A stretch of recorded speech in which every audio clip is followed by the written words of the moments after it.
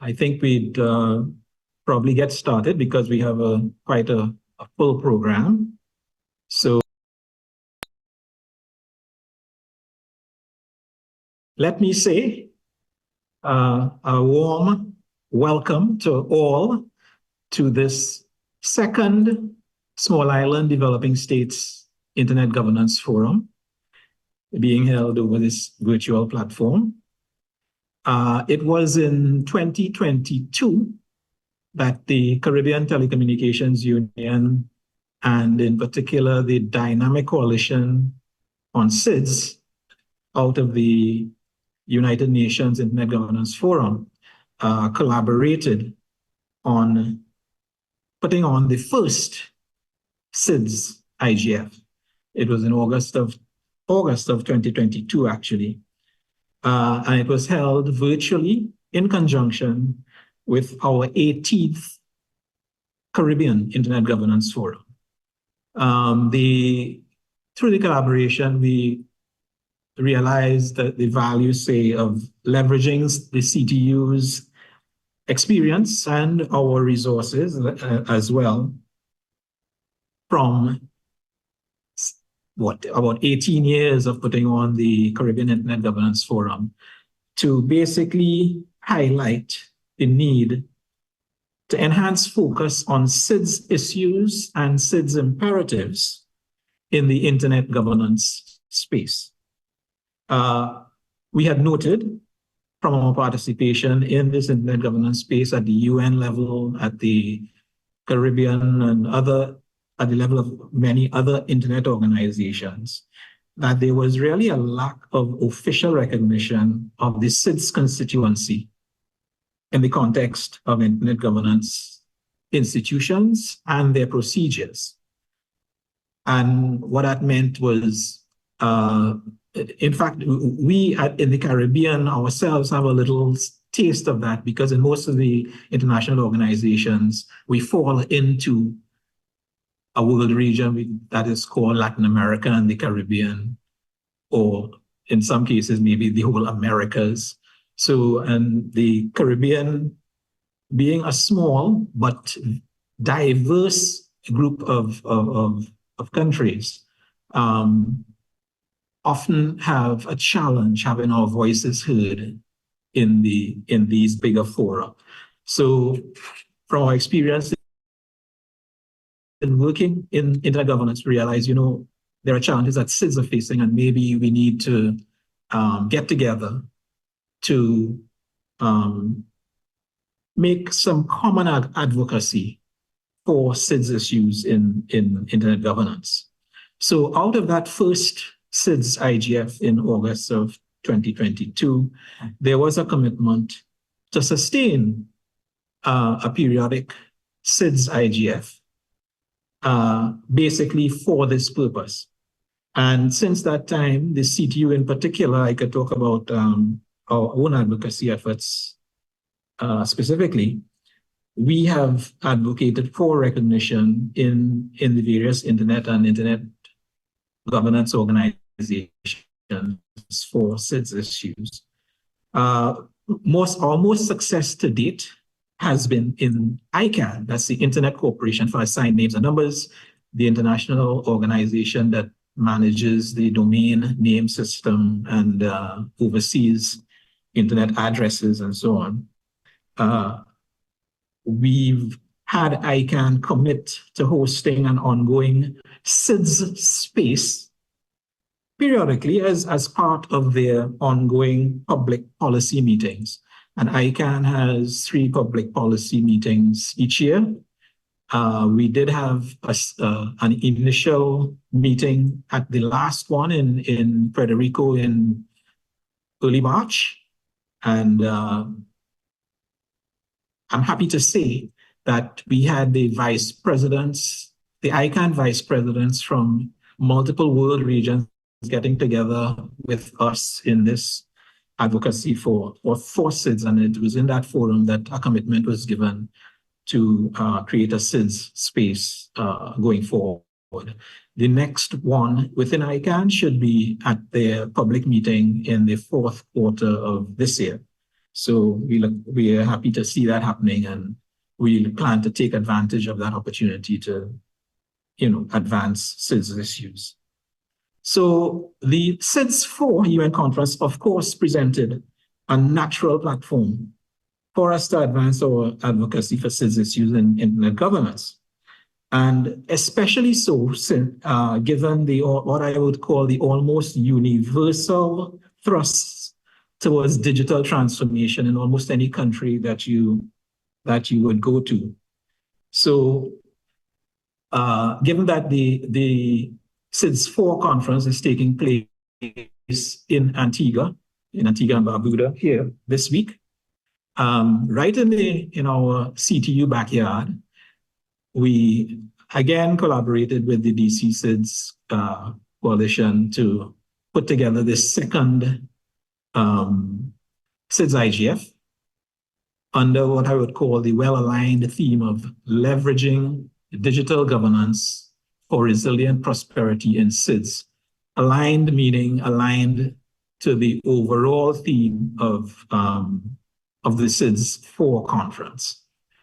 I'm just right now sharing the agenda for this second SIDS IGF, and it'll actually take place in two parts.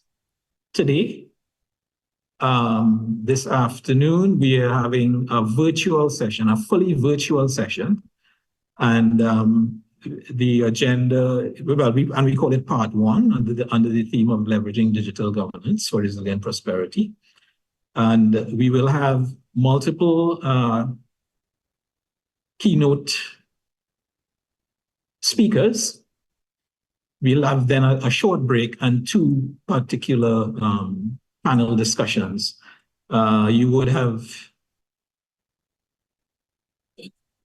seen the agenda posted on the event website, and if you go to the CTU website, you can find the latest provisional agenda there.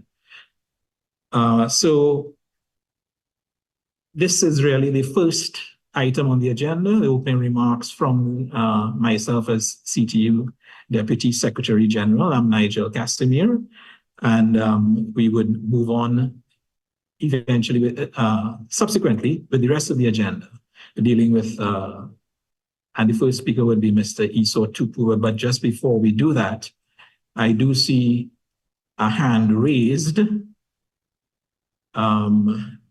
And maybe what we can do is see what particular issue is being brought up there. It's a hand raised among the attendees. Is there a possibility of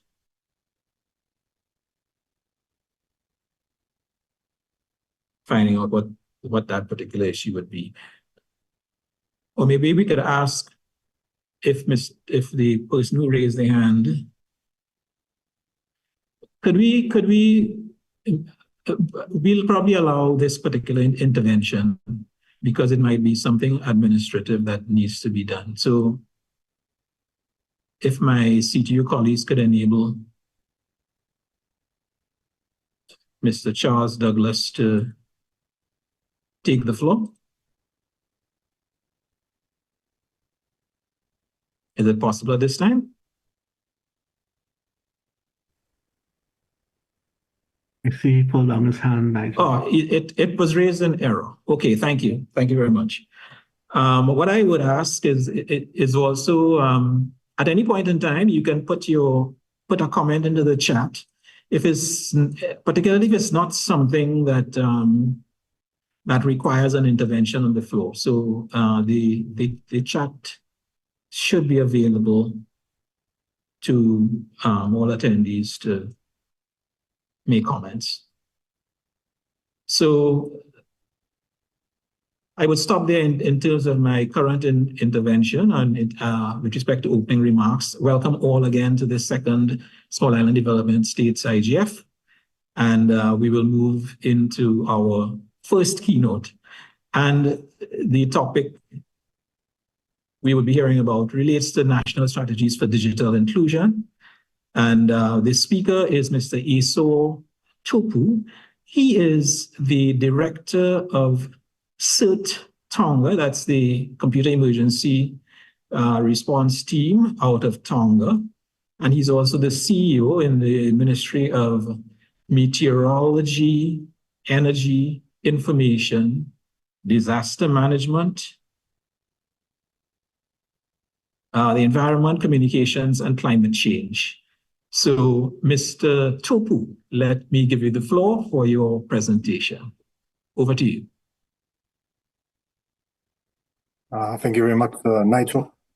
Mr. Nortney Taylor, Secretary General of Caribbean Telecommunication Union, Mr. Nigel Cassimire, Deputy Secretary General for CTU, Honorable Ministers, distinguished colleagues,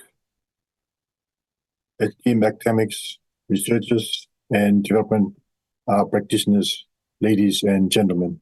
For the record, I am Esau Tupou, the Director of Tonga Computer Emergency Response Team, known as CERT Tonga. I work for the Chief Executive Officer of the Ministry of Maytech, which is the Ministry of Meteorology, Energy, Information, Disaster Management, Environment, Communication, and Climate Change, or better known as Maytech. I am honored to address you on behalf of the Ministry of Maytech from the Government of Tonga, representing the Chief Executive Officer as well as the Minister. First of all, I acknowledge the Almighty God who made heaven and earth and the sea and the fountains of waters. I thank the Deputy Secretary General of CTU for his memorable opening remarks. Also, acknowledging the fourth International Conference of the Small Island Developing States theme of charting the course toward resilient prosperity. National strategies for digital inclusion is fundamental to bridging the digital divide in small island developing states. This requires guidance and support protected in policies through the creation of national strategies for digital inclusion. National strategies for digital inclusion are necessary for a strong digital economy.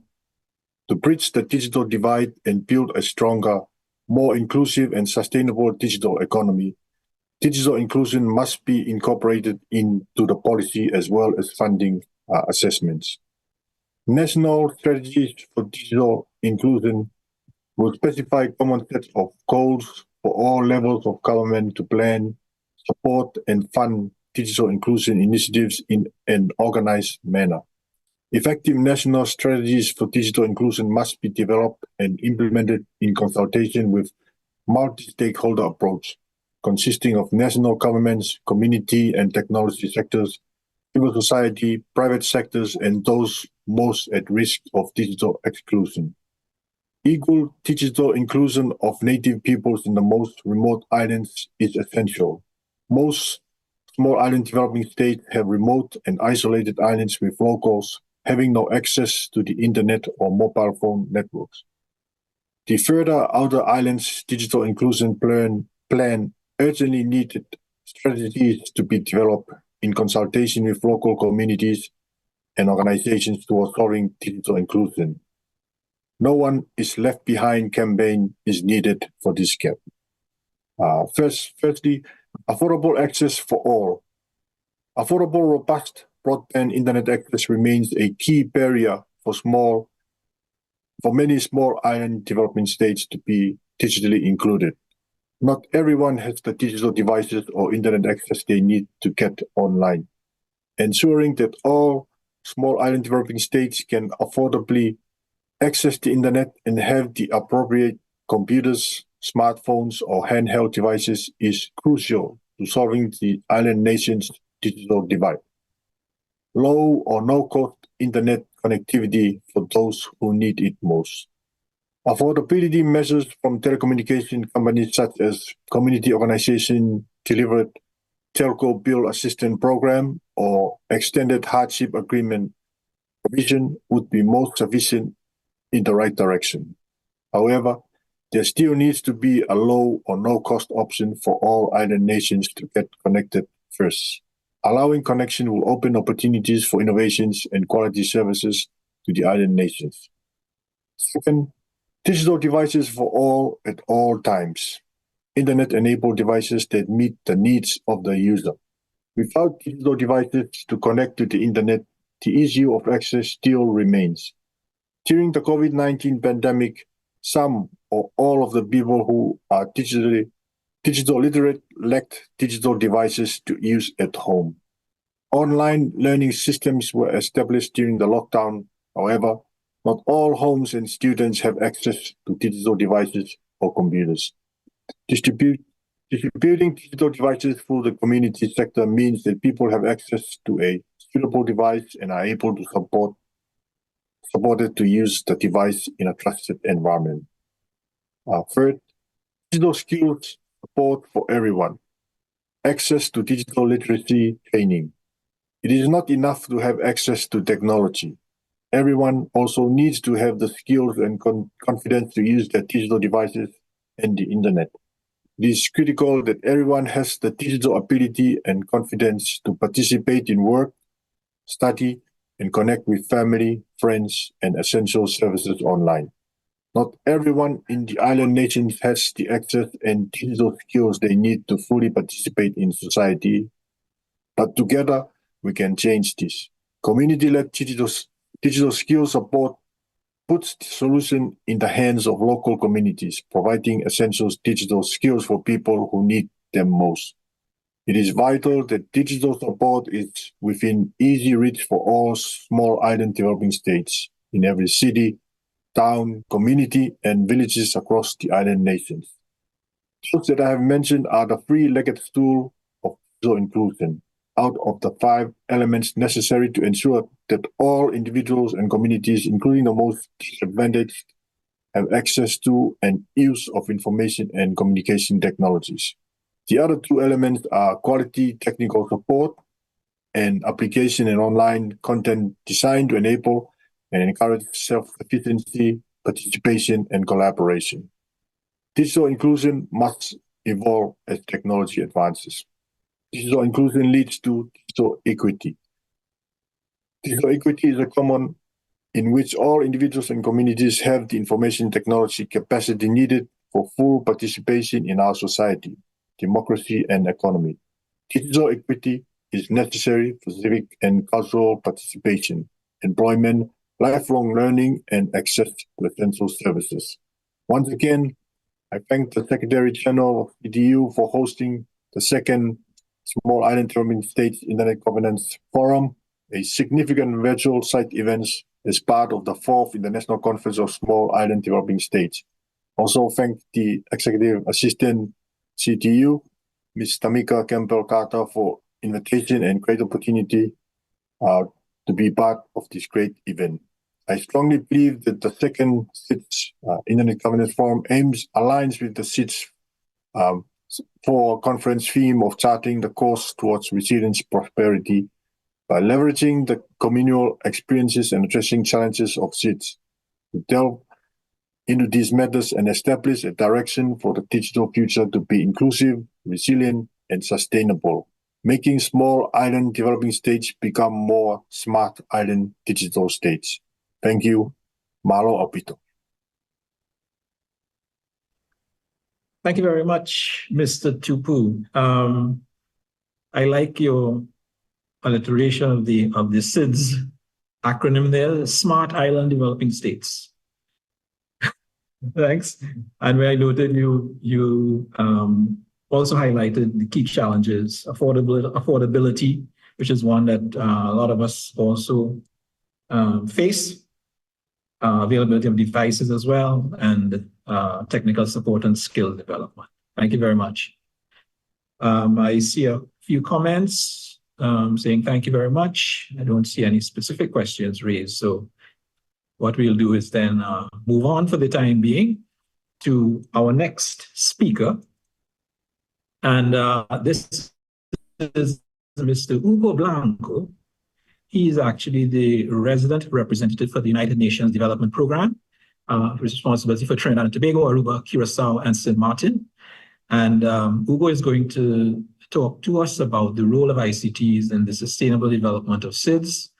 And I'm sure he'll tell us, I'm sure he'll also make mention of a recent seminar that the UNDP held on this same topic in preparation for SIDS 4. So, Mr. Ugo Blanco, the floor is yours. Thanks a lot, Nigel. Let me stand by the protocol established, but acknowledge and thank SG Taylor and CTU team for this invitation. Happy to share a couple of key messages with the participants. As you said, Nigel, we had the pleasure here in Trinidad and Tobago to co-host a regional event on digitalization for the region that is very much linked to the subjects of this agenda. So I'll be touching upon certainly some of the outcomes of those conversations with 20 countries early on this month. Sustainable development and ICT.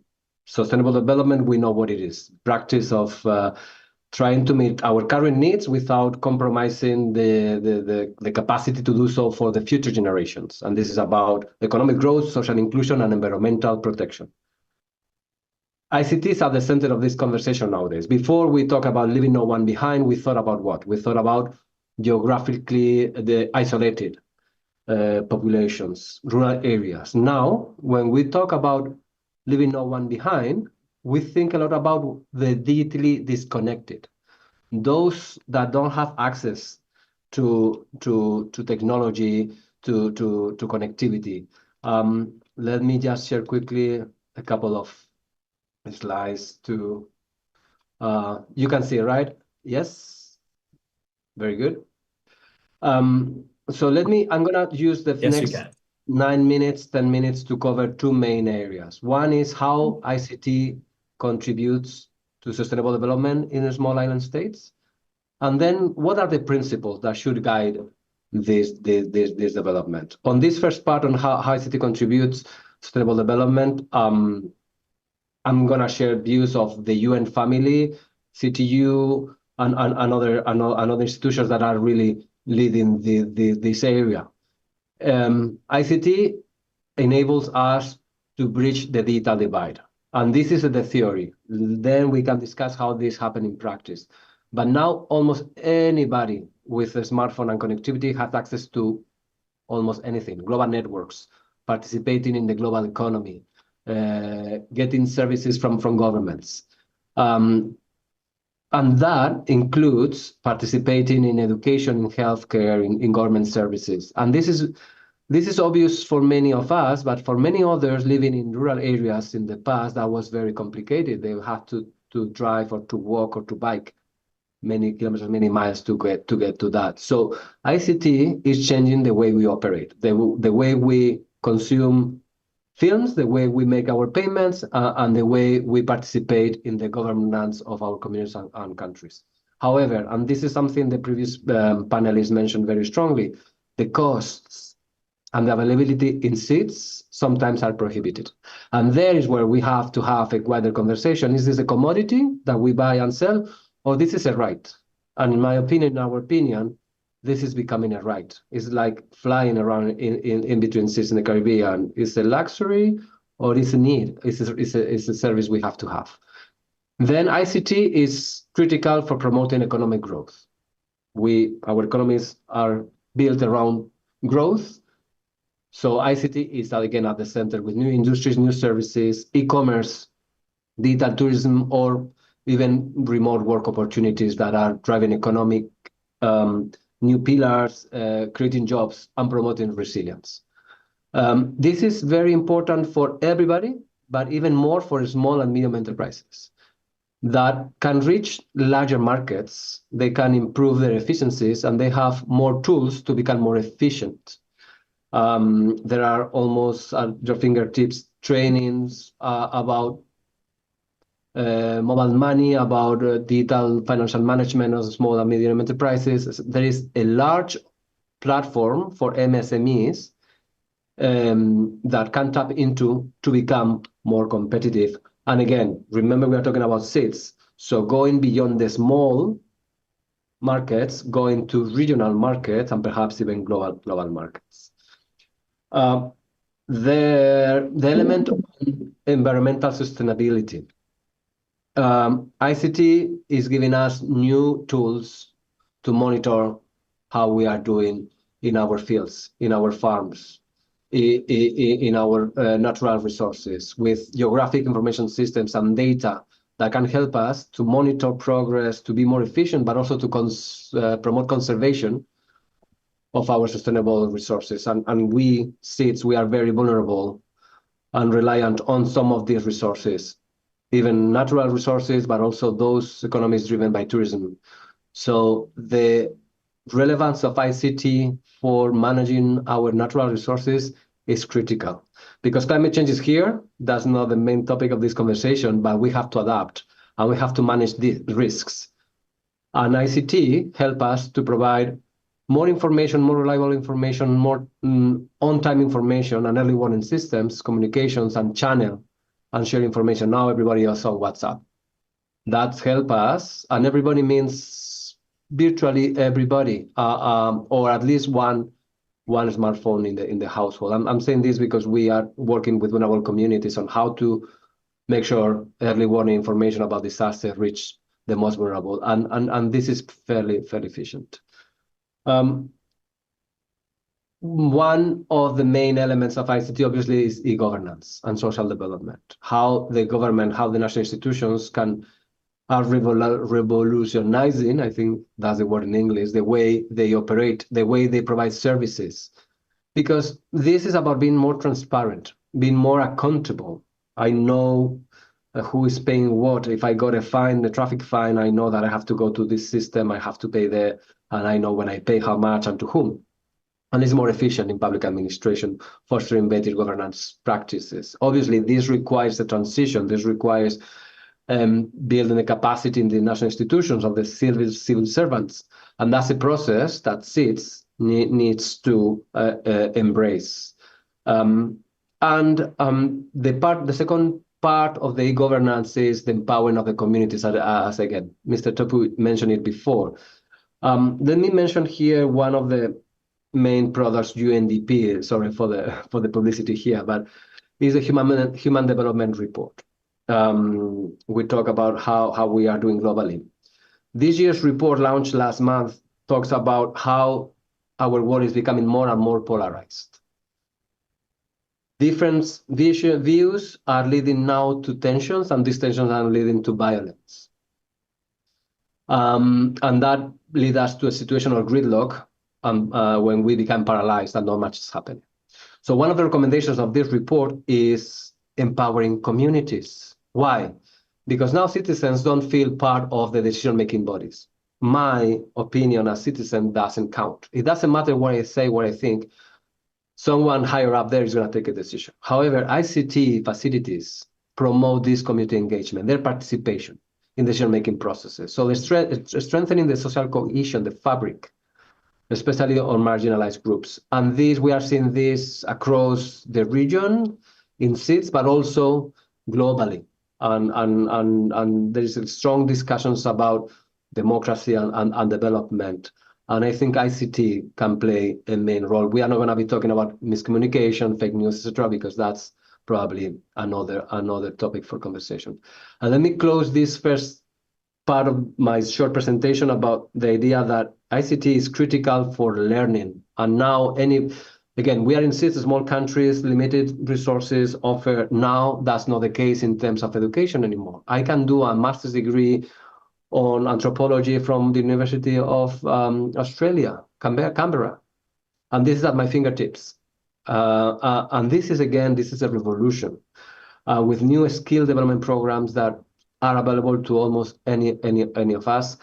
And obviously, this requires a new skill set in our countries. So we benefit of the digital economy and foster innovation, and will create more opportunities for enhancing employability. So all in all, ICT in SIDS can overcome the geographical and economic constraints we are used to. A small island. I don't really like that acronym, so that's why we are talking about smart island states, small island digital states. But ICT is changing the way we operate, the way we live, and the way we interact as a society. I'm conscious about my time, but let me cover, Nigel, if that's okay, another 5 minutes to mention the main principles on this ICT and sustainable development. And let me mention that this is not Ugo's or UNDP's views. This is the outcome of the high-level conference on digital pathways. Nigel, you mentioned early on, where 20 countries and territories of the Caribbean met earlier this month. And thanks to the CTU for being a great support in the conversation. And we agreed on a kind of common framework and few principles. Let me mention them very quickly. First, go ahead. Okay, thanks, Nigel. First and foremost, society first data transformation. People have to be at the forefront of the digitization process. It's not the case everywhere. Sounds obvious, but we are realizing that that's not the case. Sometimes we go ahead with EIDs, electronic IDs, we go ahead with e-mobile, and not enough engagement, not enough buy-in, not enough participation from communities is there. And that delays processes, and that contributes to the digital divide and their franchising. So people first, that's a key principle that I think has to lead digitalization and sustainable development in SITs. Secondly, something CTU is leading is regional integration. As SITs, we have to come together. We are too small to be working in silos or isolated manner. We, as Caribbean islands and SITs, I'm bringing in obviously the Pacific and others, we have to come into agreements, leverage on existing institutions to strengthen national responses for us and for the region. And there is a lot of good initiatives there, sometimes not fully utilized. And I think that's an opportunity there. Third point, cybersecurity. We have to be really committed and coordinated to address cybersecurity. Big issue, big risk, a threat for systems, but a threat also for the trust citizens have in digital processes. It's not an easy one. I'm not gonna deny it, but if any solution goes through partnerships, working together, sharing best practices and resources. Number 4, something also Mr. Tupou has mentioned, is about national sovereignty and resilience. So countries here in Trinidad agree that technologies, designs and choices have to consider the sovereignty of the region, leveraging digital public goods to avoid vendor lock-ins and build the capacity of regional expertise. How we, again, as a small, we are exposed sometimes to bigger players, to the big dynamics of the market. Let's be smart, let's think long-term, not only short-term. Let's think what are the implications of the decisions we as policymakers take, and what is the impact my country, my population will have in the near future. So national sovereignty is critical. Interoperability, this has to do a lot with coming together, finding ways that we can work together across identity, payment, data flows, protection of the rights to reduce the friction and promote business opportunities.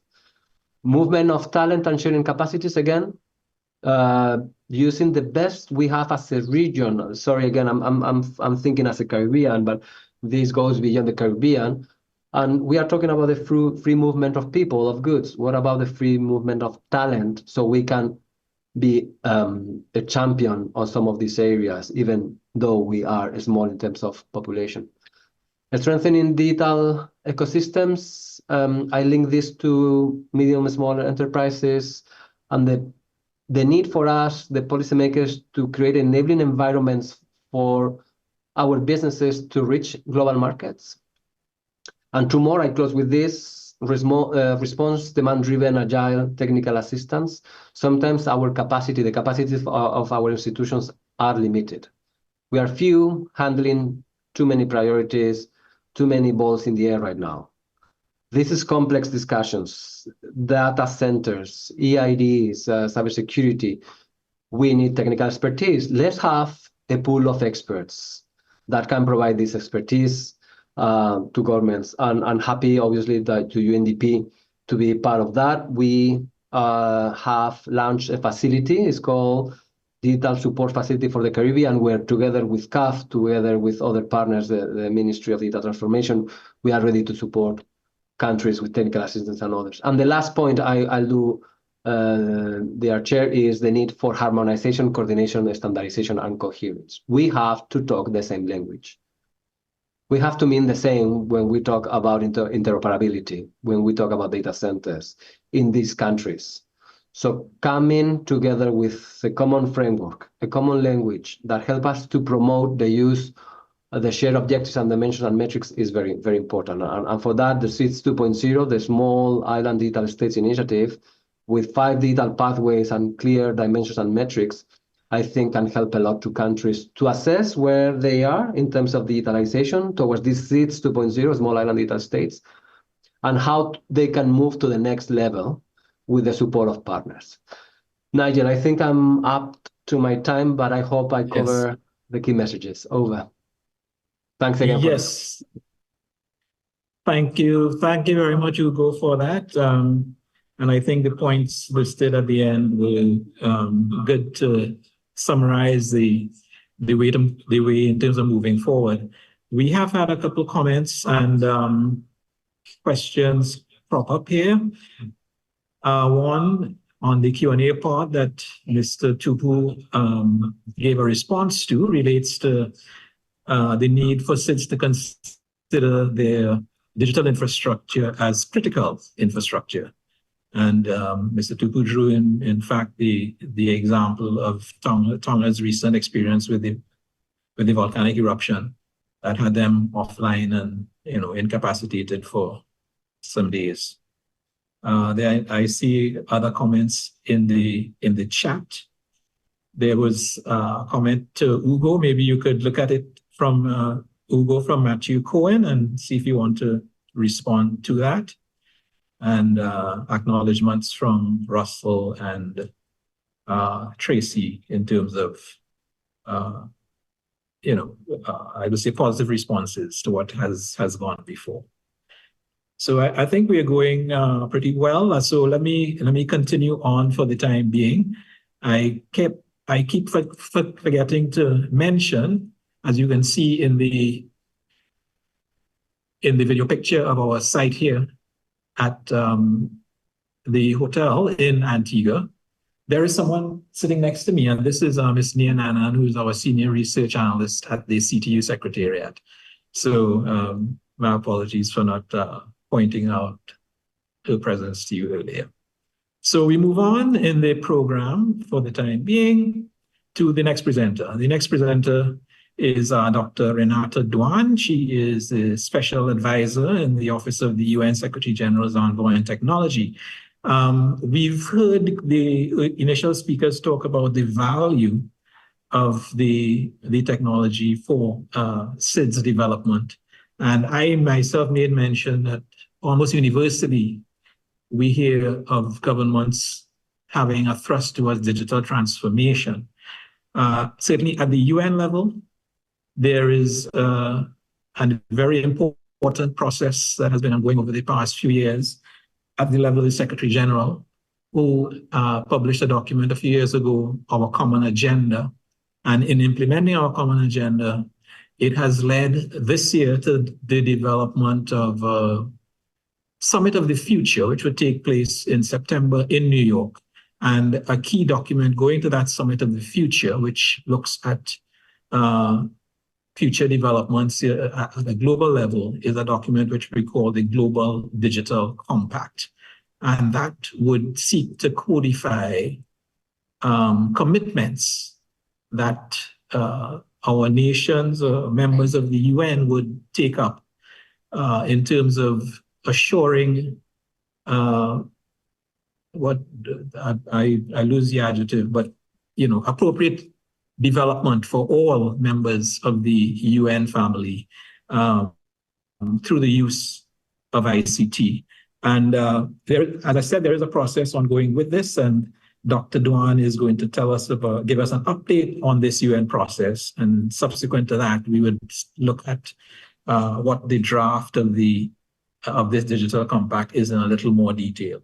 So I would ask now Dr. Dwan, Special Advisor in the UN's Secretary General's Envoy on Technology, to take the floor to tell us about the GDC process. Dr. Dwan, over to you. Thank you so much, Mr. Cassimire, or Nigel, if I may, and yes. Lovely to be with you all, colleagues. I have an origin from a small island state. I come from Ireland, but I'm currently with the UN, so I'm islandless.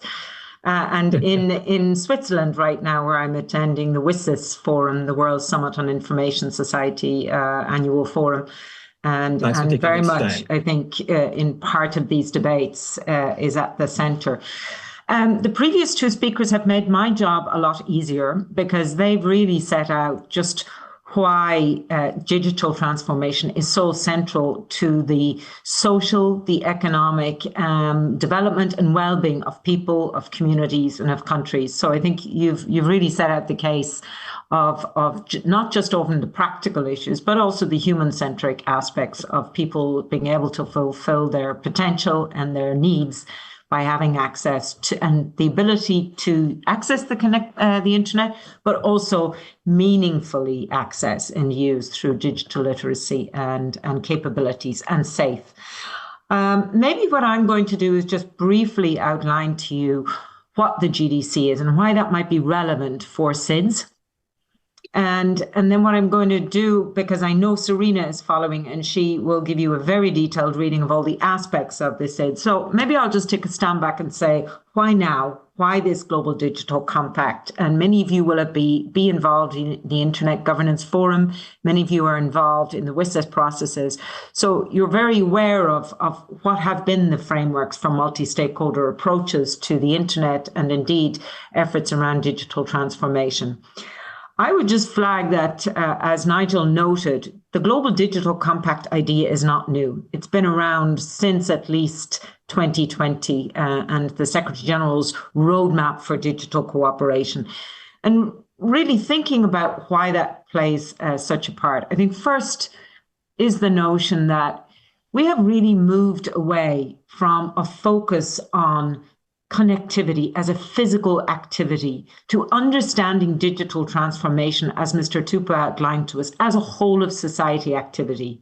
We need it now, not only so that we are connected, and we are not only engaged in thinking about innovative solutions for small island developing states to have access to connectivity, but we're really thinking about every aspect of our society and every aspect of our digital governance and public services, and indeed our interaction as members of a society navigated through the internet and through digital technologies and through digital tools.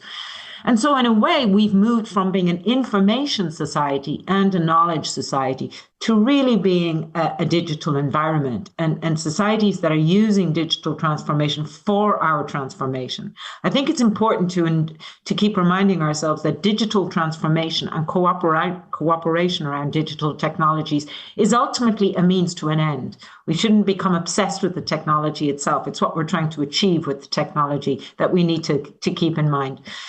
But it has meant that our governments and our societies need to take a whole of society and whole of government approach to digitalization. And that's often a challenge for us, many of our structures and our societies, and which we tend to operate in silos, and for good reason.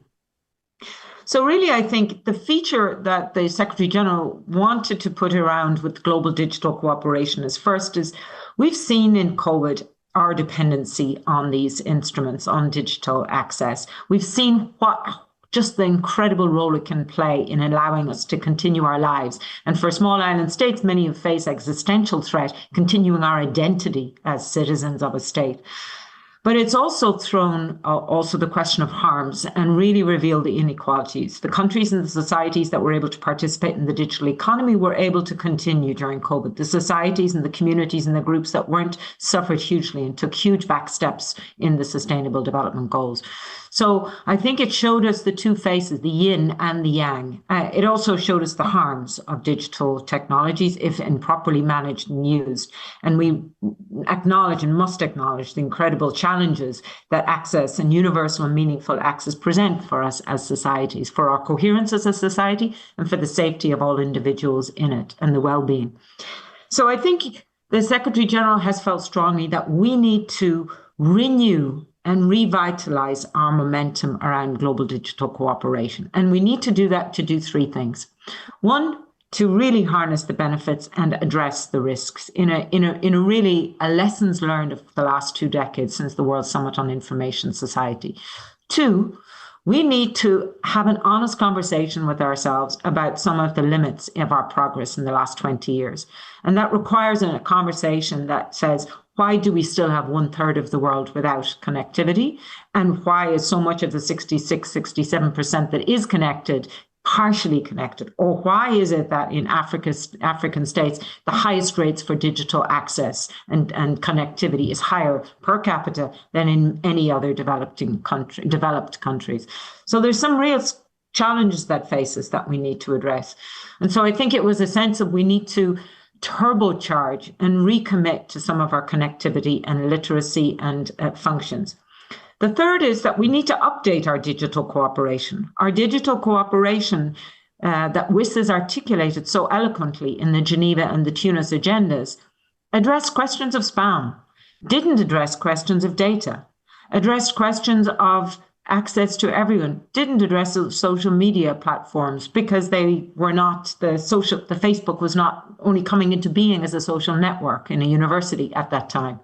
So we have to constantly upgrade how we understand digital technology, and we need a much more agile approach to thinking about how we govern it, because it's moving faster than our systems and our abilities at national or international level to keep track. And third, we're dealing with artificial intelligence and the incredible promise that AI offers us to leapfrog the SDGs, to make the catch up, to accelerate progress and development is there. But so too is the real challenge of concentration in an already concentrated digital economy and a world that sees huge divides, including who has access to make value and to generate value in the digital economy. AI risks turbocharging that further. And for SIDS, AI presents particular challenges because if you want to use AI tools as in your public services, you need to have data sets and you need to have representative and sufficiently large data sets to train your AI models to be able to access. So questions of access to large data sets, questions of interoperability, and questions of governance that enable it to be inclusive and participatory and used for development needs are at the forefront of the considerations. So those are some of the three drivers that have really considered, that have led to the Global Digital Compact. As Nigel said, we've been in discussion for over now a year and a half. We've through a series of multi-stakeholder consultations, deep dives looking at various themes. And now we have drafts in front of the member states and they're beginning to negotiate this Global Digital Compact. I think what I would flag is maybe just of relevance to the SIDS, 3, maybe 4 critical points. The first is the SIDS are mentioned explicitly in the principle on development orientation. So the Global Digital Compact sets out 12 principles to guide digital cooperation. One of them, the very first one, is inclusive. The second one is development oriented. And there it identifies that means targeting the specific digital transformation journeys of least developed countries and small island developing states. So I think there you have that framing in a very key way. The second aspect is it looks at some key objectives that we need to address. The first is closing the digital divides and accelerating progress in the SDGs. There we highlight connectivity, digital literacy, and digital public goods and digital public infrastructure. And I would just flag that there is a call to look at new, more innovative solutions to connectivity for remote and hard to reach areas, so that we need to adapt our ways of thinking, both the financing of them and then the technological means that we're seeking to connect those in, for example, remote island states. And I think what we've tried to do in these areas, these 3 areas, is set concrete targets for achieving alongside the SDGs. So in a way to say to states, you can integrate these digital goals as part of your SDGs. So I think inclusion is a critical theme running through the Global Digital Compact. And perhaps the second objective, which is an expanding inclusion in the digital economy, is really trying to address the issue of what is the enabling environment for developing countries to participate in the digital economy? What is the enabling environment that allows for fair practice to engage? What are the frameworks required to allow small and medium enterprises to participate? And that, I think, is going to be another critical area for SIDS. I think I won't go through all the objectives because I know that Sorina will do a very thorough job in that area. I would just highlight maybe 3 other ones in addition to inclusion. I would say interoperability is a theme running through the Global Compact. And that is a question not only because of its potential to enable smaller states or more remote states or all communities to participate in the benefits in the digital economy, but particularly in order to ensure that it's affordable and accessible, because interoperability helps drive down costs. And that argument that interoperability is not just about efficiency, but also about inclusion and participation is one that we feel strongly about. Linked to the interoperability is a strong reference and call for the development of open source standards, software, platforms, models, and tools. Now, I don't want to be overly idealistic about open source options. We know that they must come with safeguards. We know that they must come with the appropriate safety and security aspects. But when developed with those standards in mind, they can be critical drivers for developing countries to get at a market fair price or free access to huge digital solutions and tools. So I think there's a strong pitch in there for digital public goods and that facilitation of interoperability. And the third, there's a proposal in the text for an initiative or process to start amongst governments to look at data governance principles, standards and definitions on data, options for data exchanges and data representation, so that countries can have access to data for their development needs, but also that they can exchange with data so as to build the sorts of data sets that we need for looking at environmental solutions, looking at natural disasters, agricultural planning, education and long-term family planning. How you use and have access to those data sets is going to become critical and is a critical issue for the SIDS, as you know better than I. Fourth, I would say, in addition to the inclusion, or third, in addition to the inclusion and the interoperability, I would flag the sustainability aspect. And here I would say we still have some work to do. I think there's a critical interest in having a framing around the importance of sustainability of digital cooperation and governance, but some caution from some countries around how much they wish to commit to devices being carbon neutral, to looking at options, to look at e-waste, to look at options of principles for the design and the development of technologies that are more environmentally supportive. And that's partly because I think at this moment, as we develop AI with the huge amount of energy and water resources required for that, that has led to some caution in that space. So I would just flag that sustainability is there, but I think we need to really look at that dimension. And in particular, how do we measure environmental digital technologies? How do we know how to make progress, and how can we begin to communicate on that? And finally, I'll make a pitch that the Global Digital Cooperation tries to look at a framework for international cooperation on artificial intelligence. And I think at the root here is a question of whether the international community believes that AI should be a topic addressed by all states in an inclusive and participatory way, or whether it's an issue best dealt with by states with those capabilities. And I think the question and the views of the Secretary General and many of the advisory body on AI that he has is that it's critical we have an inclusive and global participation in the questions of AI governance from the outset, and not as an add-on later when frameworks are in place, when systems are in place, and when governance arrangements are in place, because there is a risk that we don't address the needs then of those most likely to benefit from AI and most likely to fall behind if they don't have access to those technologies. So it includes a proposal for a scientific panel on AI. It includes that would produce horizon scanning reports so that all countries can have access to trends and development. It includes the idea of an annual dialogue on emerging governance approaches to AI that all governments could participate in, and together with experts and multi-stakeholders, so that there is a sense of understanding and exchange right from the outset of what are these emerging AI approaches. Third, there's quite a call for international partnerships on capacity building, and in particular areas around what is the scope for collaboration across and between countries like CIDS, regional neighbours, to develop the data, the compute capacity that is highly resource intensive, and the talent that can navigate the potential for AI. Alongside that, there's a proposal for a fund to support AI and SDGs to fund some of those collaborations, and in particular, the generation of large data sets. So I'll conclude by saying that much of this, especially around connectivity and digital literacy, is not new for you. You'll be very familiar with these issues and you deal with them every day. What I think the Global Digital Compact can do is mobilize and renew that commitment to digital cooperation, as well as set a roadmap for the governance as we go forward of emerging technologies, including but not limited to AI. And can we harness that early in the public interest and for development priorities, as opposed to constantly play catch up as we seek to engage with that?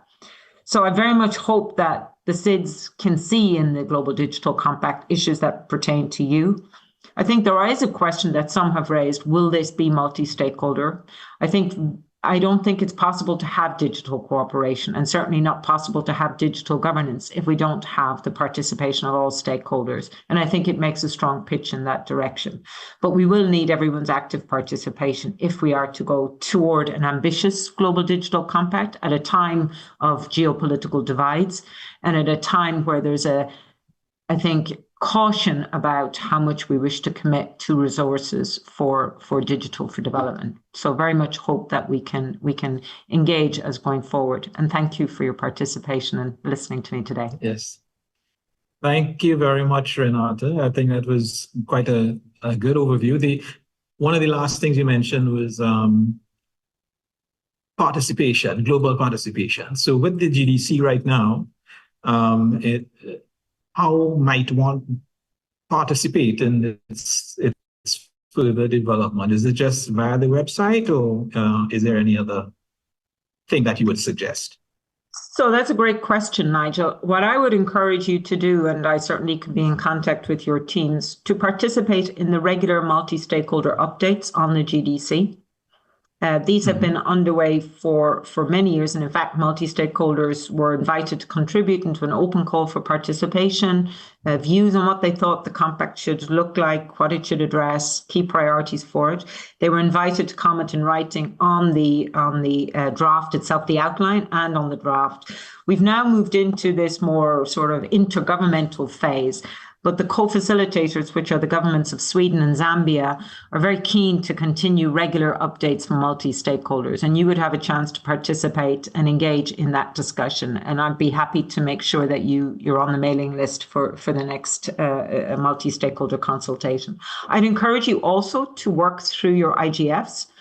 The IGF has been a very active participant, the leadership panel, the MAG. National IGFs have participated, youth networks have participated in the multi-stakeholder consultations. And then finally, I'd encourage you to participate in through your governments. Really engage with them to make sure that when they sit at the negotiating table, they bring your priorities and they bring the issues that are central for those of you who are practitioners and will really up close understand what some of the challenges are. I'd make a plea too to help us keep the level of ambition high. I think whenever we negotiate with 193 states, the tendency to arrive at somewhat of a sort of lower level is always there. There are many other different priorities. But could I just flag that one thing that I've really heard from Singapore and other states has been this idea that it will be critical to think about moving from the SDGs to a digital agenda environment. So the future of the SDGs post-2030 will have digital front and center of it. And this is a way that we can begin that process already. So every action listed in the tasks in the Global Digital Compact is referenced to which SDGs it's talking about. So I think that would be really great to have ways that you could participate. Thank you. All right. Thank you very much, Renata. I think given the time, I will go straight on to the rest of the discussion about the GDC and invite our next speaker, Ms. Sorina Teleanu, who is the Director of Knowledge at the Diplo Foundation, to give us a little more detail about the GDC and its current state.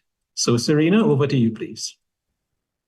Thank you, Nigel. Hello, everyone. Not an easy task to follow Renata with, trying to unpack the GDC, which is not something we have written, but let me give it a try. I do have a few slides, so I'm going to try to share those. And I also hope I'll finish quickly so we have a bit of discussion of concerns and priorities and whatever you might want to share from the region. Let me see the magic of sharing.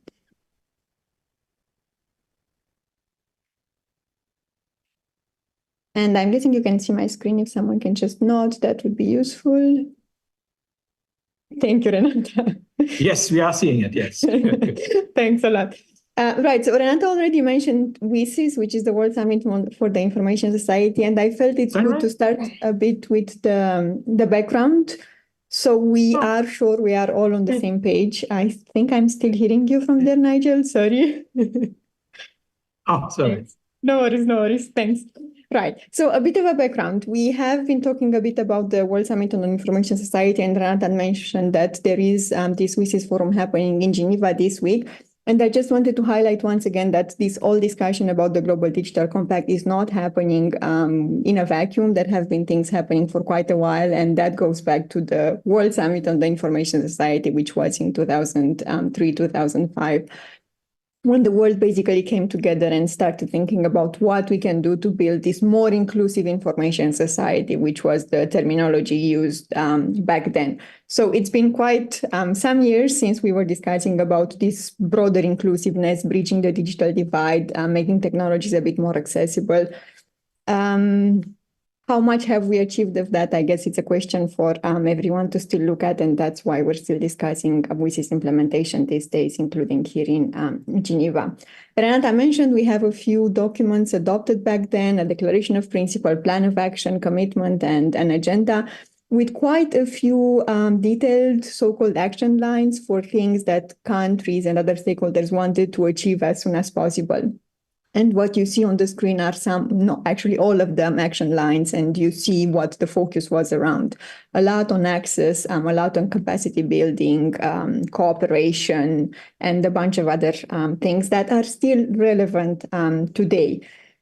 So we had WSIS back in 2003, 2005, and out of WSIS, a bunch of processes, a bunch of implementation mechanisms have been launched to look at what can be done and what should be done and what is actually being done to implement those action lines. And again, have a more inclusive information society, more secure use of technologies, and everything related to that. Yes, we were talking about slightly different things 20 years ago when it comes to technology. AI was not something on everyone's mind. Google was just being, launched a few years back in 1998. So maybe not the same amount of challenges and not the same depth of challenges, but many of the issues we were dealing with back then are still pretty much relevant today as we're discussing new processes and new mechanisms. We had the IGF as an outcome of this, and I'm not going to mention that because, well, we are at an IGF right now, which means you're all familiar with what this means. We had the UN group on the information society, which is supposed to help coordinate activities across UN agencies when it comes to implementation of WSIS action lines, and again, driving a bit more of an inclusive. I still use information society because this was the terminology back then, but we can also easily change it to digital society or whatever other terms we're using these days. And as we're looking forward next year, there will be the WSIS Plus 20 high-level event at the General Assembly, which will be looking back at these 20 years and the extent to which we have implemented or not the WSIS action lines and the ambitious goals that were set back then as well. So this year we do have discussions about the Global Digital Compact, about strengthening digital cooperation, but then there's also a discussion about how we're linking this with what's going to happen next year in the context of the review of WSIS action lines and their implementation. And also the upcoming deadline for the implementation of the Sustainable Development Goals, which unfortunately, I think we all agree we haven't done very well at achieving. So again, just a bit of a background of how we have actually gotten here. Renata also mentioned that there have been quite a few documents issued by the Secretary General. We had the agenda for digital cooperation, the high-level panel on digital cooperation. So everything is in some way connected to everything. The question from here on is how we're actually building on these connections as we look more carefully into implementation. So we're also asking a bit what changed again between 2003, 2005, and right now when we're discussing the GDC and the review of WSIS action lines. And we have heard a few things about artificial intelligence being something pretty new, content governance, which is not something we were discussing in 2003. And that's true. These are issues that we were not discussing back then. But also if we go through the action lines and objectives of the WSIS documents, many of the elements there, for instance, around ethics, around safety and security, still pretty much apply to these areas, even if back then we were not necessarily talking about them in these terms. So what I'm trying to say is that we should also look a bit at connecting things from back then with whatever we're discussing right now. And this is there are a lot of discussions this week, for instance, in Geneva about this. For a bit of fun, we did this exercise at Diplo where we took all the documents from 2003, 2005, the WSIS outcome documents, and simply replaced information society with digital society, ICT with digital technology, just to see if, okay, if we only change the terminology, how much of this document is still relevant. And I guess it's not going to be a surprise for anyone that if you just read it with slightly different terminology, it all still applies, and we all still need to do a little more to implement what we agreed back then while we look forward at new goals and objectives. Finally, going into the Global Digital Compact, I have quite a few detailed slides, so I'm not going to spend too much time into that. I'll share this with everyone so you can go and read them afterwards, in the quietness of your own space. But I do want to highlight a few things because what I also wanted to do was to look at the contribution that I think CTU coordinated, I think in April last year from the Caribbean IGF and also from the SIDS IGF, and provided this input when the Office of the Tech Envoy ran the public consultation on things to be included in the GDC. So what I did was to try to look a bit at the priorities outlined in that document and how those might or might not be reflected in the GDC. What you see on the next screen is the most recent version of the Global Digital Compact, which is the so-called Rev 1, Revision 1, which is built on the previous version, which was the zero draft. So you will also see some highlights with the changes. A few overarching reflections, also repeating a bit what Renata has been saying. There are a lot of commitments in the GDC, some with timelines, like we want to do this by 2030, for instance, others without timelines. There is a very strong anchoring of the commitments into SDGs, which is a good thing because, again, we're trying to connect things a bit better and seeing how we can actually leverage the digital technologies for achieving sustainable development. There are some very detailed specific goals, but not all over the place. And I guess that's something also that governments can continue working on as the negotiations advance. And what I like the most, I think, is this recognition of the need for digital governance solutions to actually reflect the different needs and realities across the world. So it's not, the UN from New York saying this is what the whole of the world should be doing, but rather seeing how these objectives and goals could be adapted to the realities of the communities, the countries actually implementing them. And as Renata again already mentioned, there are a few proposals for new mechanisms, in particular around artificial intelligence. These are the principles that were mentioned before. What you see with strike changes and red underlined are the differences from the previous version. Not going to spend time here. The multi-stakeholder principle that was mentioned before is here as well, forward-looking, innovation-friendly, and all the things we really would like to see driving digital cooperation as we go forward. And these are the objectives and commitments around each of the objectives. So closing the digital divide that Renata spent a bit of time explaining with connectivity, skills, digital public goods and digital public infrastructure, expanding the inclusion and benefits from the digital economy. Then this very broad chapter, which is including human rights, internet governance, trust and safety, and then information integrity around misinformation, disinformation, and whatnot. With this very long title of fostering an inclusive, open, safe, secure digital space that respects, promotes, and protects human rights. Fourth, around advancing international data governance. And finally, the fifth objective and set of commitments is around the governance of emerging technologies, including artificial intelligence. Again, those are the changes from the previous version, if anyone is curious to see what changed over the past few months. So I'm not going to spend time on this either because Renata has done an excellent job covering it. We're talking about closing all digital divides, accelerating process across SDGs, doing connectivity and all of this. Just a few pointers on things that have changed and on things that might be worthwhile paying attention to as the negotiations continue. So the recognition of innovative solutions that can help deliver better connectivity, a very interesting addition to the new version. Whatever we mean by these innovative solutions, quite a lot of references to environmental sustainability, which is also something that was included in the contribution from that the CTU coordinated last year. The inclusion of marginalized communities and persons with from vulnerable, again, communities in the development and implementation of digital connectivity strategy, and a bunch of other things, again, related to connectivity.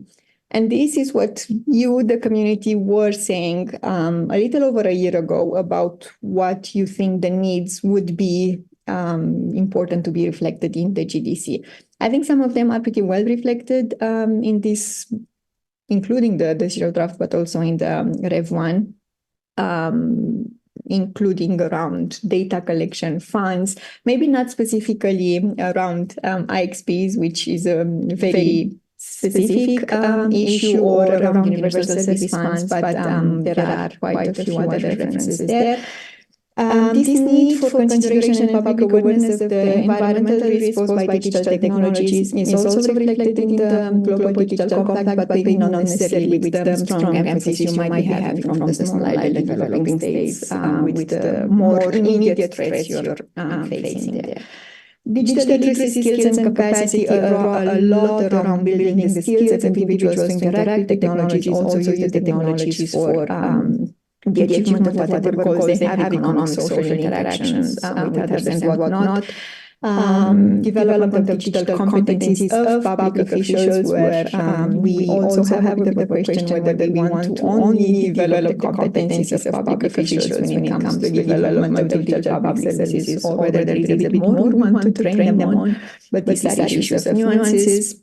And then quite a lot of focus on promoting decent work, creating this kind of safety nets for whatever might come as we implement more automation or the integration of AI into the world of work. And going back to the contributions from last year, there was a bit of focus on capacity building, enhancing digital skills, raising awareness, so there are a few connections there.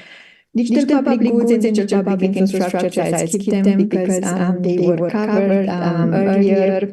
There were also quite a few references to these issues, including around open source when you made the contribution last year with the highlight that Renata also mentioned that it's not a bulletproof solution. We are not looking at open source as the solution to everything. There still needs to be safety issues that are considered.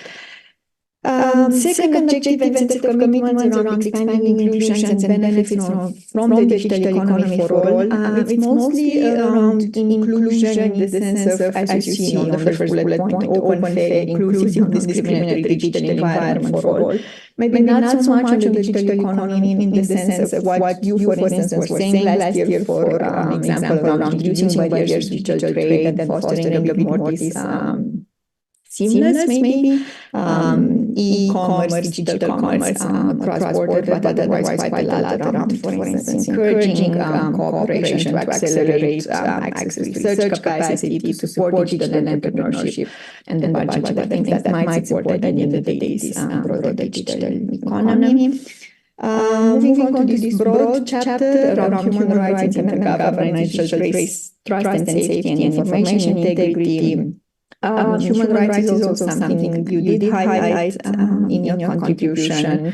And what I like a lot, going to the contribution an hour ago, was this very first bullet point you're seeing on the screen. Policy requirements, whatever those might be, should not be modeled solely on existing, in this case it was European models, but I would say on existing Western models, and again highlighting the need for whatever is being proposed as a solution to reflect the realities and the needs of various communities around the world. And again, I like that a lot of the provisions in the Global Digital Compact, this current draft, do highlight this.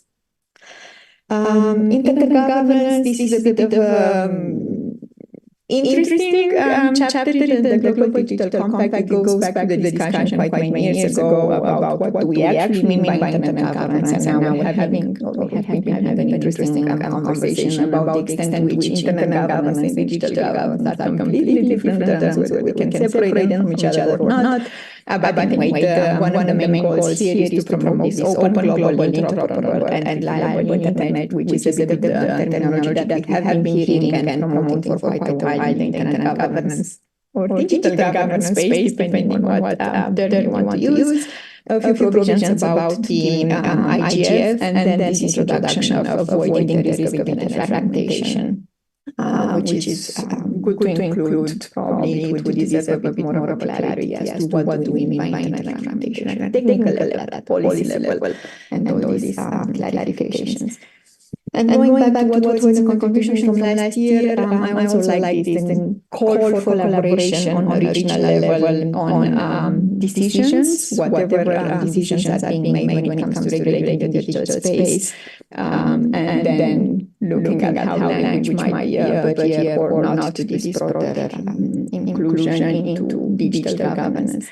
On trust and safety, there are quite a few calls on private companies, which I think do deserve a bit of attention. So if you go and read the document, pay attention to these things. Some of them are pretty interesting. For instance, this call on social media platforms to establish safe and secure reporting mechanisms for users to report potential violations. I think the question we could be having here is to what extent calls are actually going to drive a change, but if we discuss about multi-stakeholders, and there is also buy-in from the other actors into the whole Global Digital Compact, I guess this has a little more chances of actually also becoming some sort of a reality.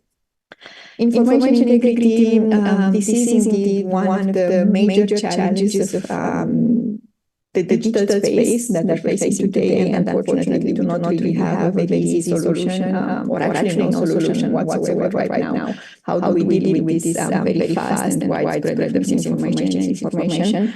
And it's very good that the Global Digital Compact is trying to tackle it through different set of commitments related to more training, developing of capacities at individual level to be able to critically interact with online content, and also the promotion of what is called here science-based information, a very interesting term, and this promotion of reliable and accurate information. And again, quite a few calls on social media platforms, which are in some way the intermediaries in all of these discussions. Here as well, you were talking about the need for regional cooperation between both public and private actors, and I would expand that also international cooperation, which is really key if we want to try to even get near addressing this issue of misleading content. Data governance has its three different sections, one on data privacy and security, skipping it quickly, another one on data exchanges and standards that Renata covered quite in detail earlier, and the last one on data for development. And here probably the most interesting element that might come to life if the GDC is approved as it looks now is this potential work at the UNGA level towards a framework for international data governance. I've been having quite a few discussions with many of the small countries here in Geneva, and I don't feel that everyone is equally ready to contribute to this international debates on international data governance. But it will definitely be something interesting to keep an eye on, and not only to keep an eye on, but also make sure there are contributions from a wide range of countries with different levels of development and readiness to contribute to this kind of debates. Finally, enhancing international governance of emerging technologies, including AI. Renata also covered this quite well, so I'll skip it. We have this idea of scientific panel on AI and emerging technology to help a bit building this so-called scientific consensus of what are the risks around AI and emerging technologies that we might want to tackle through whatever governance mechanisms. And then probably more important, the idea of a global fund for AI and emerging technologies to support including capacity building and the development of localized data sets, localized AI models, and whatnot. We'll see how that goes. I guess it's a matter of seeing to what extent the Secretary General, if this is created, manages to attract the necessary support from relevant actors who are in a position to contribute funds to this global initiative. And last but not least, we have this follow-up and review mechanism that I'll skip because it doesn't look extremely easy to unpack right now, but as I'm sharing this slide, I encourage you to take a look. There's a lot of roles and responsibilities on various UN agencies, on the Secretary General, and then there is this two-year post-2-year high-level review at the UN General Assembly level. And then some work to be done also within the context of existing mechanisms, including the WSIS Forum and the IGF. So these are also things that are still being discussed. I think, again, the key message would be to look into how to connect all these things together and make sure that the objectives we had in 2003, 2005, and also along the way are also still reflected in what we're trying to achieve moving forward, and also connecting with the agenda for sustainable development. I think I was longer than I planned, but I'll stop sharing my screen here and hoping we can still have a bit of time for the discussion. Thank you. Thank you very much, Sorina. You're a star. I think you very, very quickly and most effectively went through the GDC points and a particular feature which I have to say I didn't expect but very, very much appreciated was your reference to the CTU coordinated inputs and giving information in terms of what aspects of it you saw being incorporated into the GDC so far. So that certainly has helped us a lot in terms of picking it up going forward. Dr.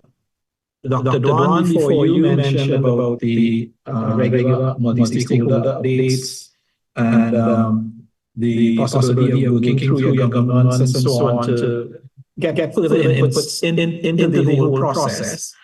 Is there any other suggestion you might have related to speak to governments? I think that's the main avenue right now, because it is at the point where it is an intergovernmental process and governments are negotiating. Actually, at the end of next week in New York, it's the first set of concrete negotiations. So if you really want to make sure your input passes through this process, speak with your government's representative who are then going to represent your country position in New York. I think that's the best avenue right now to make sure you try to have some sort of an input into the process.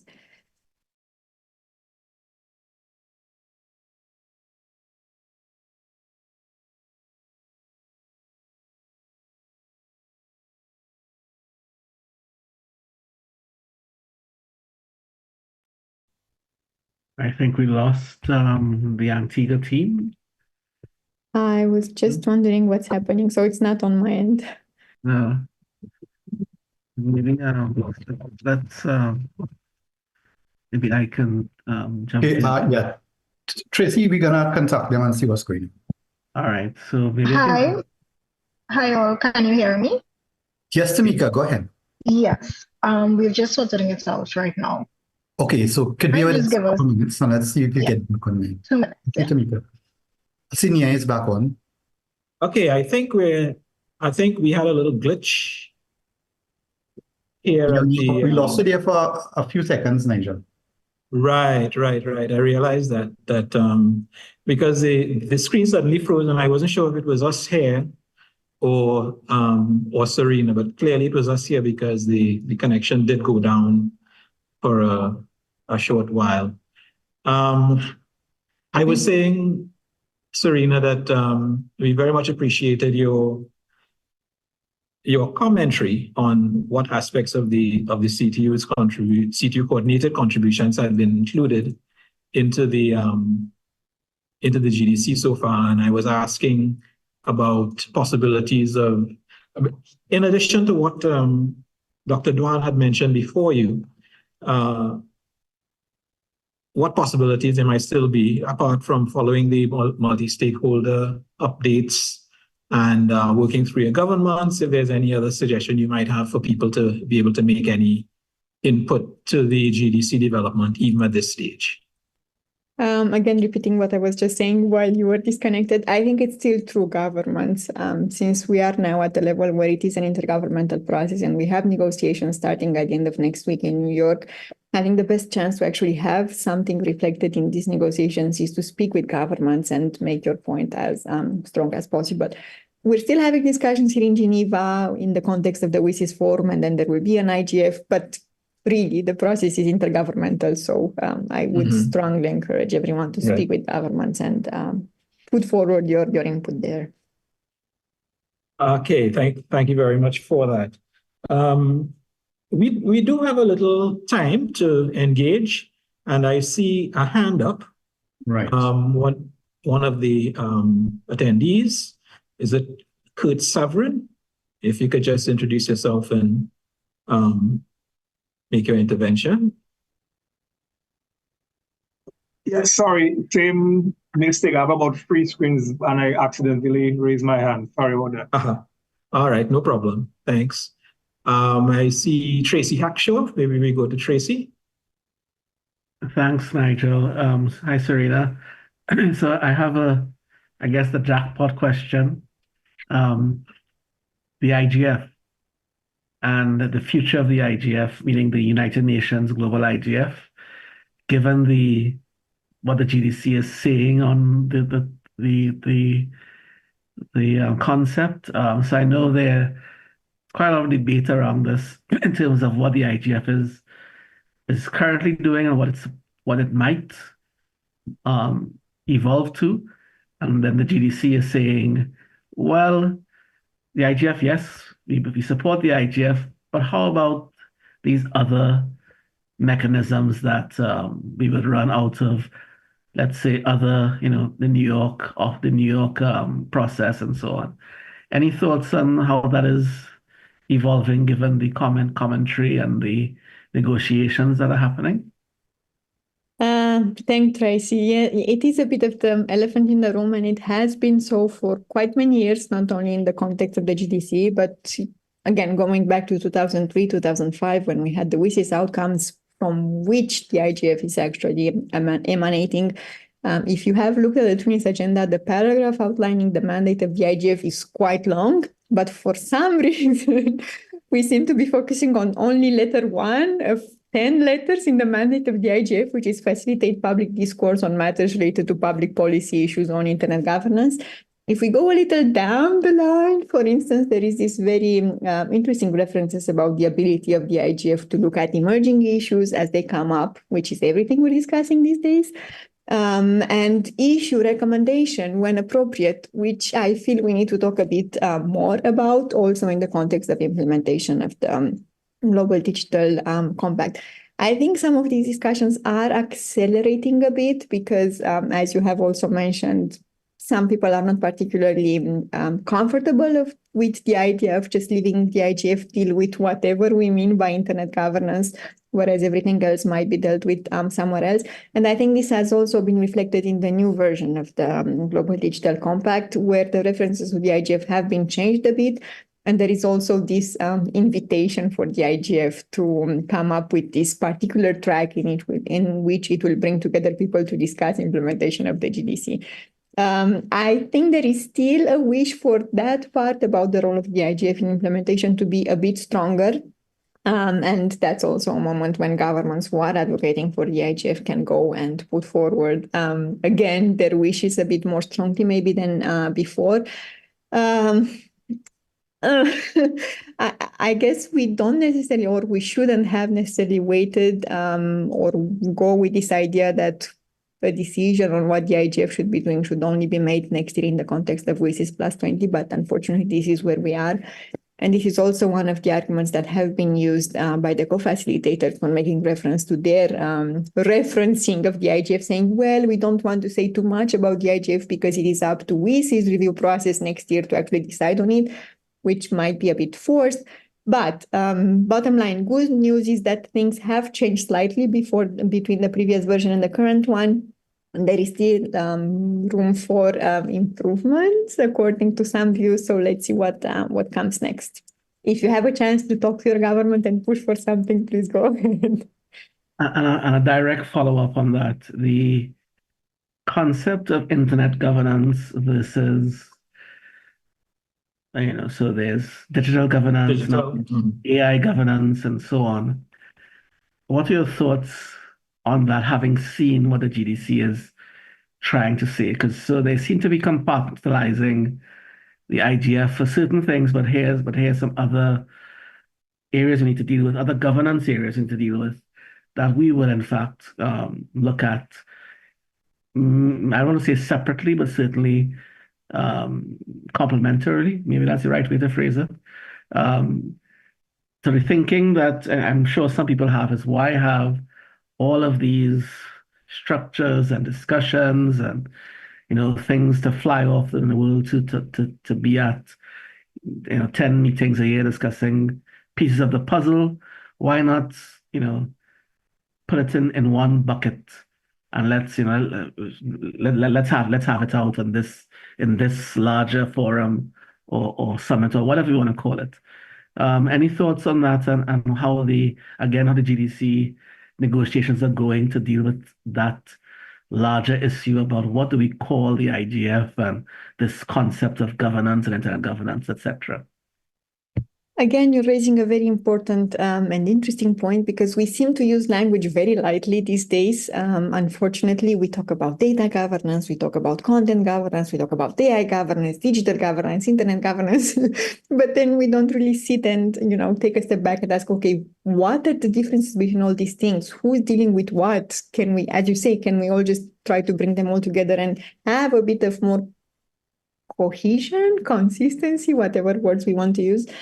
One example I like to give whenever we talk, for instance, about the distinction between internet governance and digital governance, and whether the IGF is discussing only one or the other, is, okay, look at the agenda of the most recent Internet Governance Forum meeting and try to make a distinction. What is internet governance and what is digital governance? Can you make that very clear distinction? And then if you say, okay, we want the IGF to only deal with internet governance, but we want everyone else to do digital governance, at what point do you say, okay, we stop here because it's only internet governance and then everything else is digital? I mean, also in this world today, everything kind of goes over the classical TCP/IP protocol. So can we really differentiate all these things? I think we do, all of us discussing these things, we do need to try to take a step back and try to have more clarity in our discussions, and then going ahead and saying, okay, we should be discussing these issues here and addressing those issues there. Yeah, we do. I strongly think we do need a bit more clarity in our own conversation and making sure we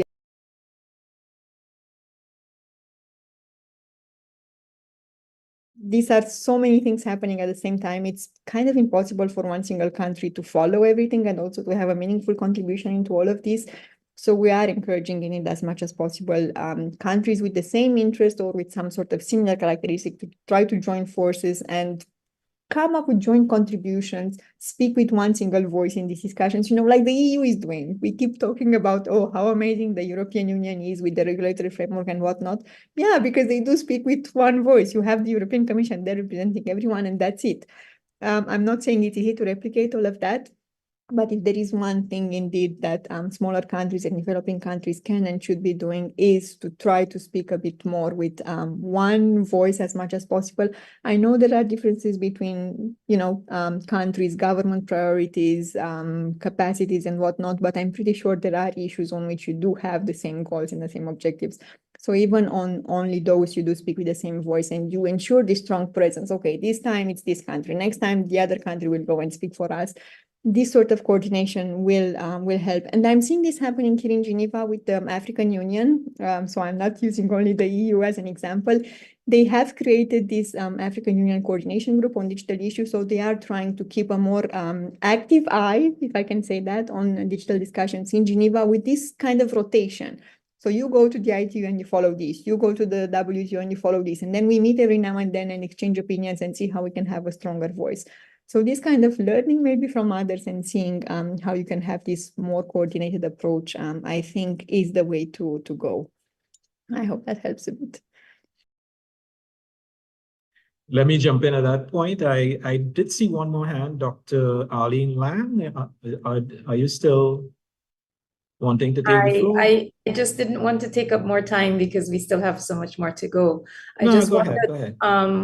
What has been learned from the development of the WMO's unified data policy? Because my enterprise, the Weather and Climate Enterprise, is pretty much built on ICT. And so some of the discussion that was just asked about how do you have voices of the smaller countries be heard? In the development of that data policy, we did have discussions about what this unified data policy meant for low resource countries. But perhaps because the atmosphere knows no boundary, it was a lot easier to deal with that. Unfortunately, I'm not very familiar with this particular instrument, but I think you are raising a very important point. Are we looking at examples and lessons learned from other processes around data governance before we're trying to come up with something new? And what kind of lessons have we learned about exactly the capacity of all of the actors to contribute? And I'll also refer back to what I was saying earlier. In our discussions here with people in Geneva, we are getting messages from quite a few countries saying, yes, there is this call for a strong international data governance mechanism, but we feel we're not ready for this discussion because we do not have the capacities to, even know what we want with our own data governance at a national level. So then if we end up at an international negotiation table, it will be mostly others imposing their views on us, which is not necessarily what we might want from an international data framework, which is inclusive and whatnot. So I very much like your question, and I'll try to raise it here in Geneva as much as possible. What kind of lessons have we learned from more specific instruments on data governance, especially when it comes to involvement of everyone, basically? Thank you. Thank you. Thanks. I put something in the chat with a link to the WMO bulletin on the unified data policy, if that might help. Thank you. Thank you, Dr. Lang. And let me say a very, very warm and appreciative thank you to Sorina as well for this presentation and discussion. I think we've swept smoothly through the first part of the program, but before we go to break, we are asking for us to take a group photo. I think I wouldn't be forgiven if we if we forget or miss the opportunity. So let me please ask everyone to turn your cameras on for us to navigate a group photo. And my colleagues at the CT Secretariat would take care of that. Is that Shanae or is that Michelle? No, it's me, Michelle. Thank you, Nigel, Michelle. for taking care of this. Yes. Right. Yes. Are we going to have more persons turning on Turning their on. I'm not Sherry, sure. Clyde, Lena. If not, I will proceed. So we can look directly into your camera, please. I'll take at least your camera across and Tracy is waving. So we can do 3 shots. One with us waving and yes. Not yet, not yet. On the cue. Not yet. A straight one. So you take a serious shot for, well, not serious, but you can smile without a wave. All right. 1, 2, and now we can wave. All right. Let me just take another one. Thank you very much, everyone. Okay. Thank you, Michelle.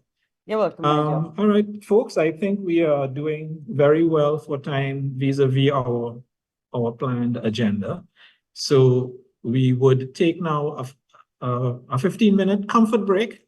And after the break, we would proceed with the latter part of today's session, which would feature 2 panel discussions, hopefully building upon some of the themes you would have heard so far from today. I might not have mentioned that this second CIDS IGF is in 2 parts. I started talking about the first part today. And tomorrow, in the margins of the CIDS 4 conference, we have a specific side event, which is only 90 minutes long, and we really would have only limited remote participation for that. But we would take any points coming from today's session into that one, which would be in person on site tomorrow. And essentially, we would conclude the overall second CIDS IGF at the in-person session tomorrow, right? Okay. I was saying a 15-minute comfort break. Just give me 1 second to clarify that. There might be a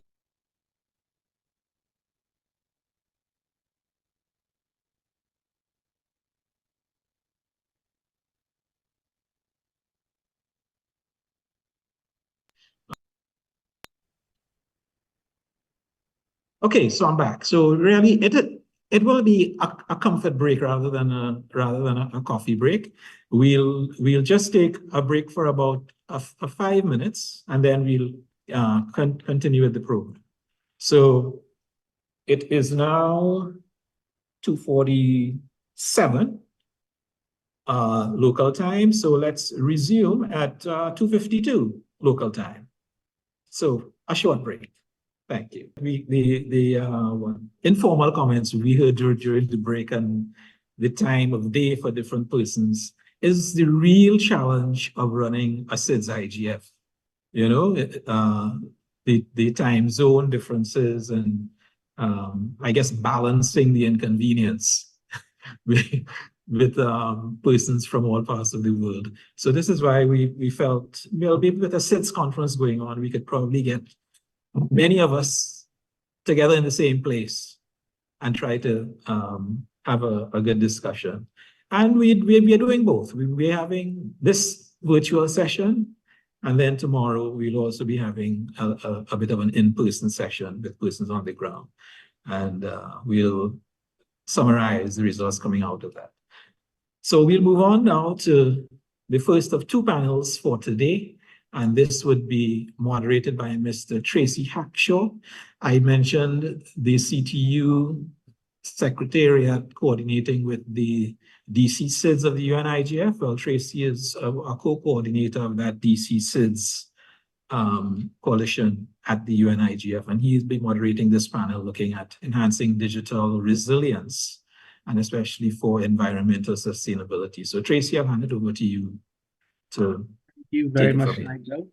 And just to use another phrase we use when we do consensus building. So I think this time challenges where we're all equally uncomfortable with the time. Yeah. Is that fair? My colleagues in Manila and you're equally uncomfortable. So I think that's fair. All right, so let's begin, and without further ado, because time is a bit against us. So 40 minutes, and let's see how tight we could keep this. So my name is Tracy Hackshaw. As Nigel said, I'm the co-coordinator of the DC CIDS, which is part of the UNIGF intersessional work. And I'm from Trinidad and Tobago, from the Caribbean, but I'm currently based in Switzerland. And I'm going to essentially, as I said during the bit of a break, just hand over to each of our guests, our experts, to say a few words about themselves, and then you can then spend about maybe 3 to 4 minutes, I would suggest, speaking about the topic that is currently in front of us, and hopefully that will leave enough time for some discussion amongst ourselves and some questions from the audience. So to do that, I'll first turn to Dr. Arlene Lang from the CMO. Dr. Lang, please proceed. Thank you very much. I'd like to say a big thank you to CTU for inviting me to participate in this panel. I'm from the Caribbean Meteorological Organization. We coordinate activities in weather, water, and climate across 16 English-speaking member states. So that's my perspective being presented here. The Weather and Climate Enterprise really provides a lot of information for the public good in terms of observations, exchange of observations internationally, numerical and climate prediction. And this is all governed by a WMO unified data policy. And the global information is then taken by the national Met services or hydromet services and targeted to the local conditions in terms of warnings, advisories, and products. But all of these things, including the delivery of weather information to ensure effective decision-making, requires reliable, secure, robust ICT systems. An example of this is shown here in a people-centered multi-hazard early warning system, where it's really important to have governance and institutional arrangements. And we see the importance also of digital resilience for all of the different pillars that are highlighted here, especially things like the data and information collection, hazard detection, and later on things like dissemination of information. We are looking here at the links with Target D of the Sendai framework, which aims to reduce disaster risk reduction through better critical infrastructure, and that includes weather and climate infrastructure. First, I will go through my presentation quickly, focusing on the different elements that you saw at the beginning. The importance of resilience of the observation network. We have the need for calibration of instruments and maintenance of instruments. That means trying to standardize. And we will have also severe weather database that is held at CIMH and mirrored at the headquarters unit. And can I beg your forgiveness? Somebody's knocking at my door. I'm so sorry. I beg your... Yes, feel free to answer that very urgent knock. Somebody seems to be very, want to see you urgently. So I think it's, I'll just fill some time quickly. So I think the question that I want some of you to consider when you're discussing this topic is what specific digital infrastructure investments do you think are most critical for CIDS to enhance environmental sustainability? So that is a question I think we want to address as part of our discussion. And also, as what is being described here, how can data-driven decision-making help CIDS balance economic development with environmental protection? So the whole issue of the digital decision making needs to be looked at. And I see Dr. Leng is back, so that's filling some time. I beg your pardon. Someone came from the lodging and was knocking on the door, so I had to go because they were pounding on the door, and I did not want that to be part of the discussion. I do ask your forgiveness and forbearance here. So I will pick up very quickly here to mention that part of what we try to do to ensure resilience of the observation networks is ensuring that they're mirrored sites for what are critical facilities, climate data and weather data. I'll move down to the next slide quickly.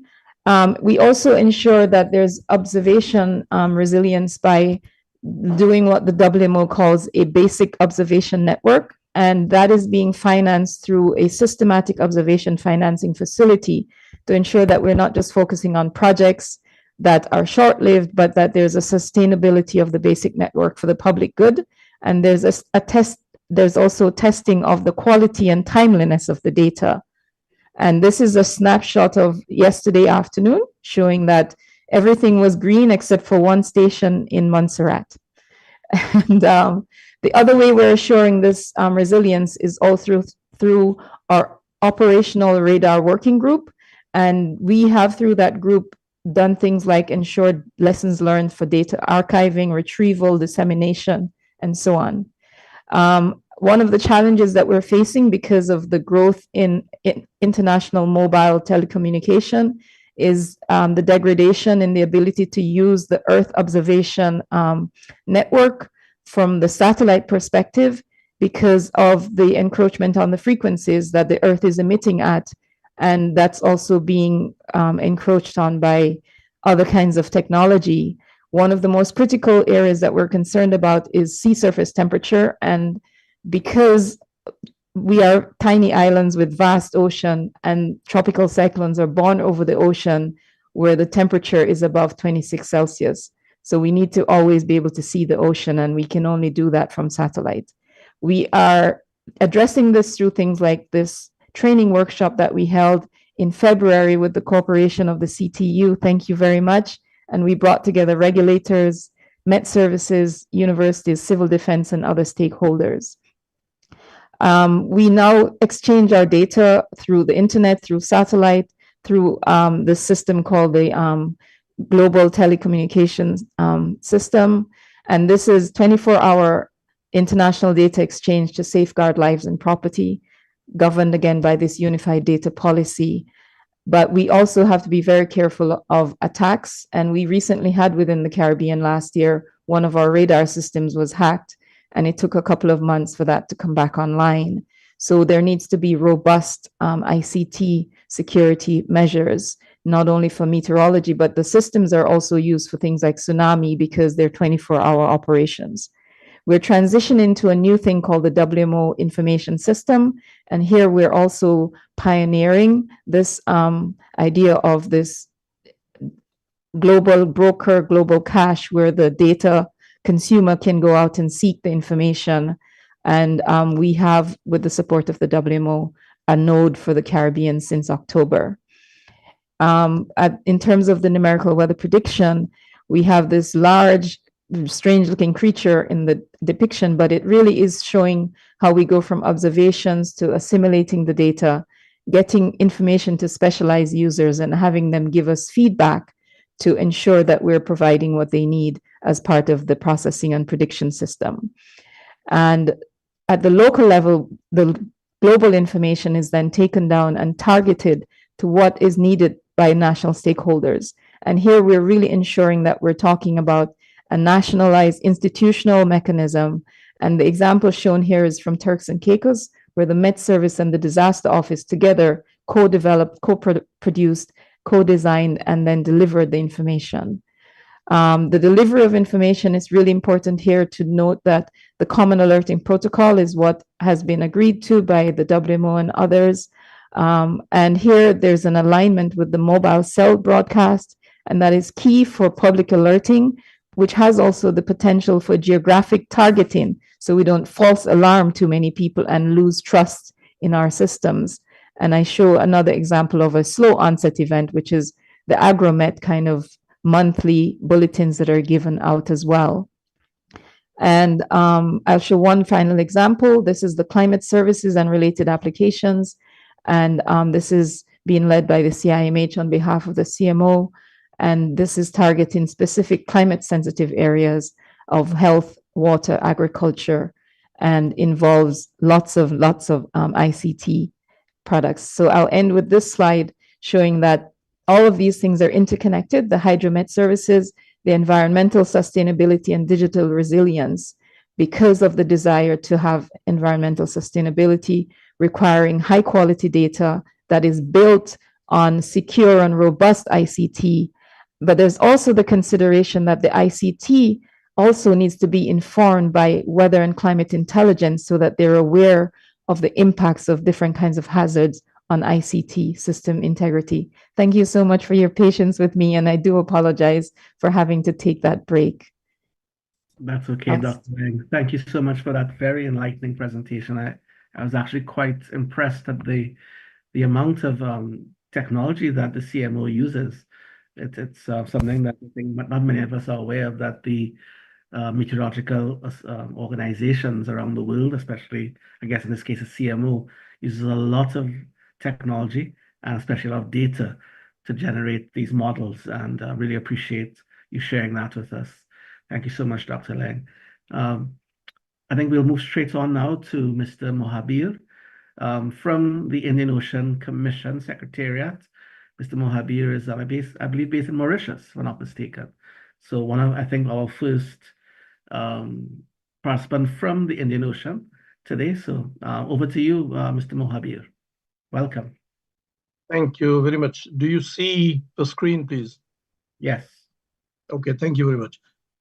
So my presentation on the specific theme, which is leveraging digital solution for environmental sustainability, there are two key messages I'm trying to send. First is that there is what I believe is the main prerequisite on which we should work, all the SIDS.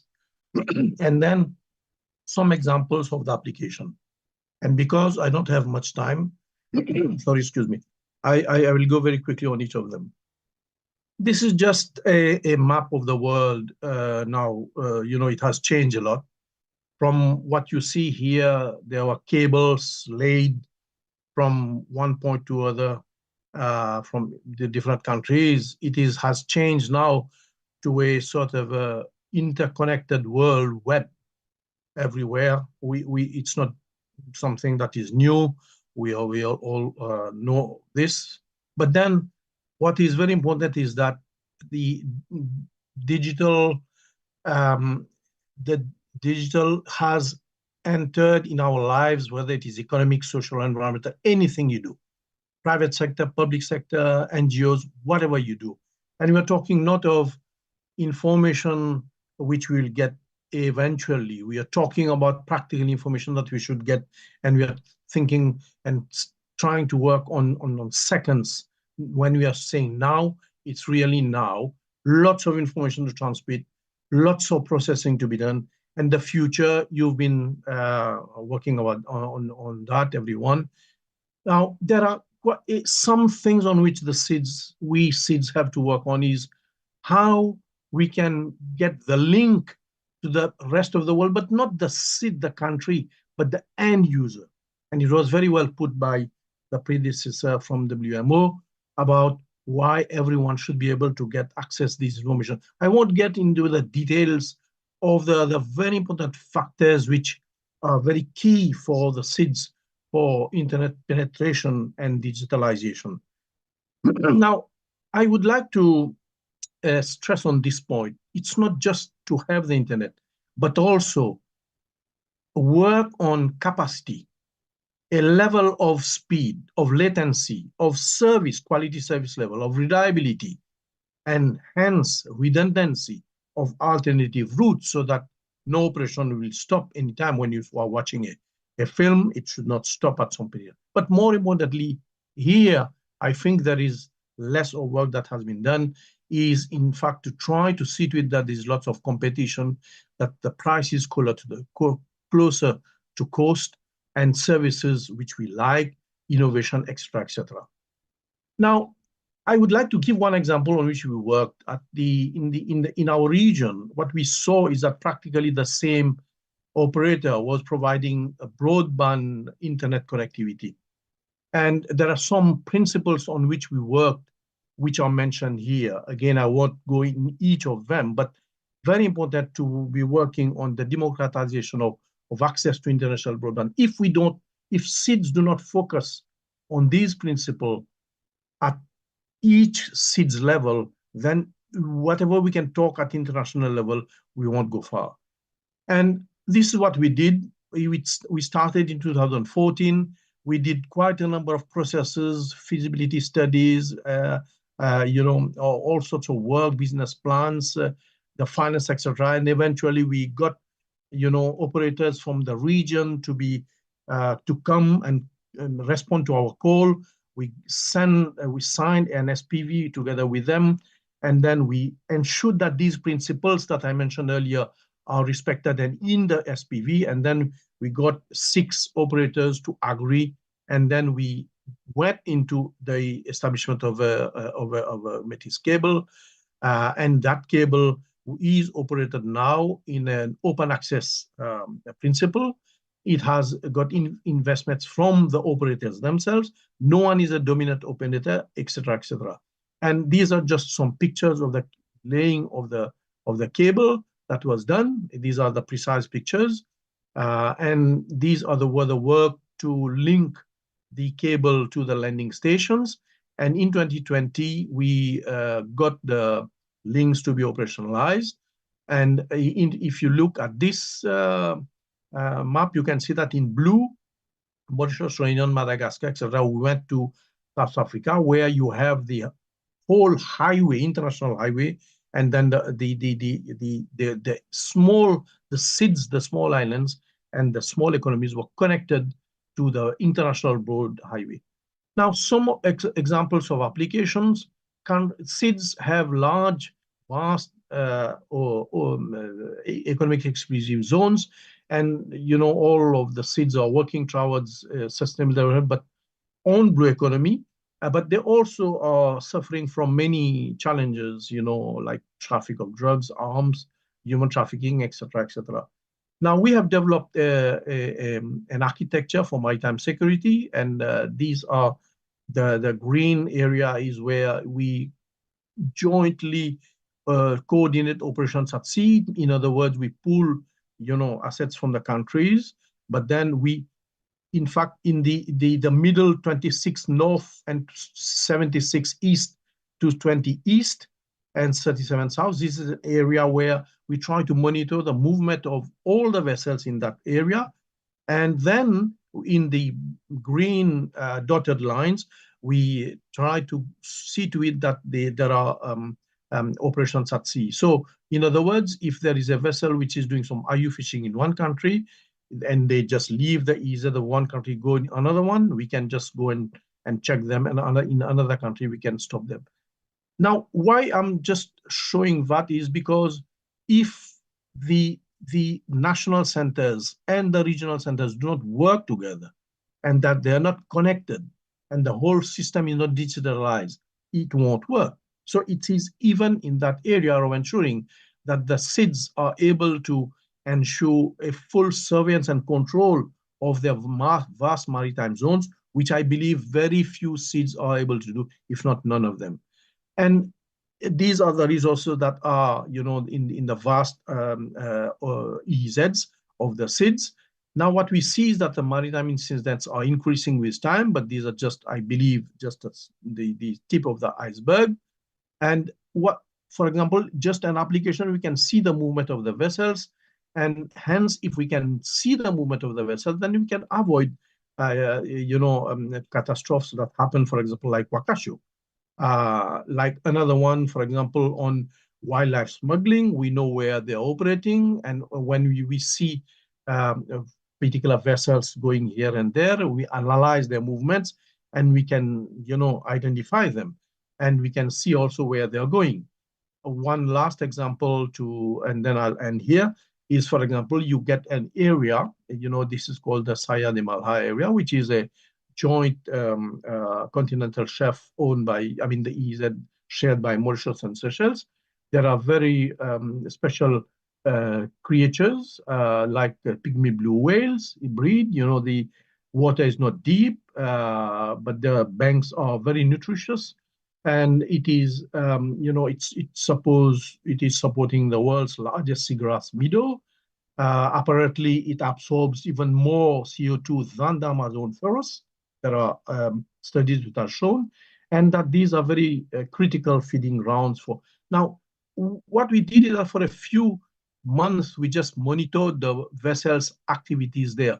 And what we found is that there are these 14 different types of contraventions that vessels do, which in fact shows us, I mean, these contraventions are contraventions that are regulations not being observed by vessels, IMO regulations not being observed by vessels, and each of them, you know, are subject to, you know, an inspection by countries. Now, we found just in a few months, we found around at least 70 vessels like this. What I'm trying to say is that with digitalization and the internet, with all this enable us to, you know, see how SIDS can better manage and control all the actions in the EEZs.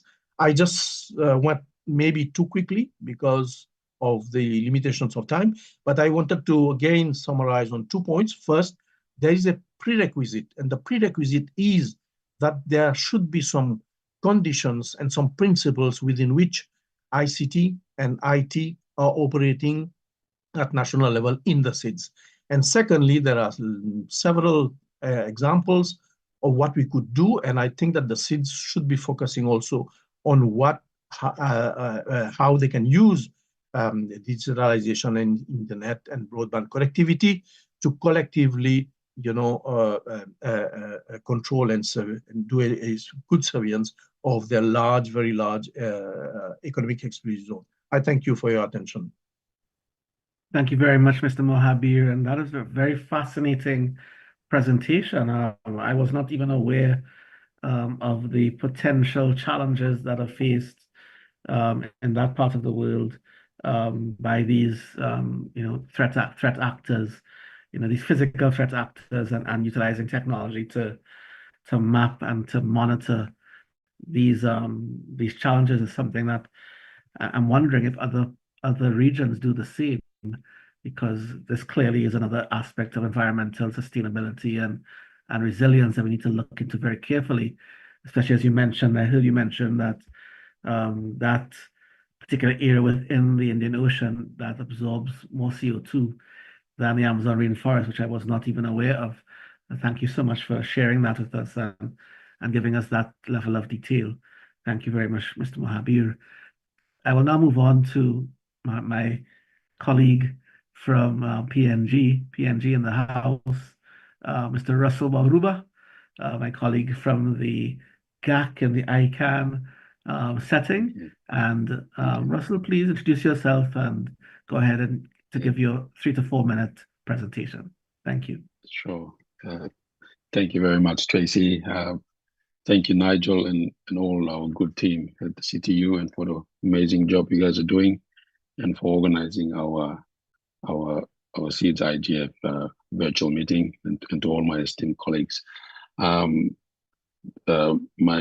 esteemed predecessor laid a very interesting background, and I just want to just give some use cases of what we're doing, and then towards the end draw out some conclusions on where we are in terms of what we're doing in the Pacific, and especially in my country, in Papua New Guinea. My apologies, I don't have a presentation. I'm in Singapore at the moment, and I woke up on the wrong side of the bed this morning, so it's right. But I just want to just say that I'm currently here with my esteemed Permanent Secretary from Trinidad and Tobago. We are attending a forum on small states, and many of the points that have been raised here are sort of very similar. And I think there's a lot of synergy here, which we can draw from. And I just want to share a few of those learnings that I've heard here, and the sort of applications we have done and what we're thinking of doing back home. One of the things that I found very interesting was that although we may not have, population-wise, the big numbers like China or India, we as small states have more votes in the UN. If we have good relationships and good frameworks of governance around those cutting areas, like open data flows, cross-border data flows, if we have standards and frameworks by which ICT and digital sort of exist, we can leverage that and get across a lot more in terms of our national and regional development. I found it very insightful in my engagements over the last few days, especially when it came to AI, which our esteemed envoy from the UN covered that as well. So in terms of Papua New Guinea, we are sort of in our version 1 of our digital transformation journey. We are trying to have a framework around how we approach digitalization of government services to our citizens, and having an agile approach to the development of services. And you must have heard of the tragedy that happened over the last week or so on our people of Enga.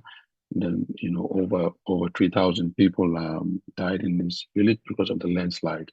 So it's a typical example of a country that is rugged terrain, and our disaster office is really struggling. The coherence between the disaster office and the meteorology office, the National Weather Service, having the systems being interoperable has been one of our challenges since we started our digital journey.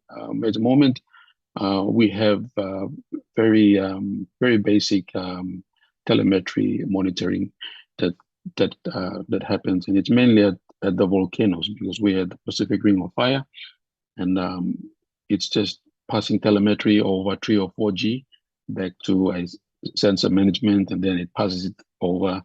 And then much of the work, we have yet to come to a level, I would imagine, as Dr. Lang and what you're doing in the Caribbean. So that's something that, I found very insightful in this presentation.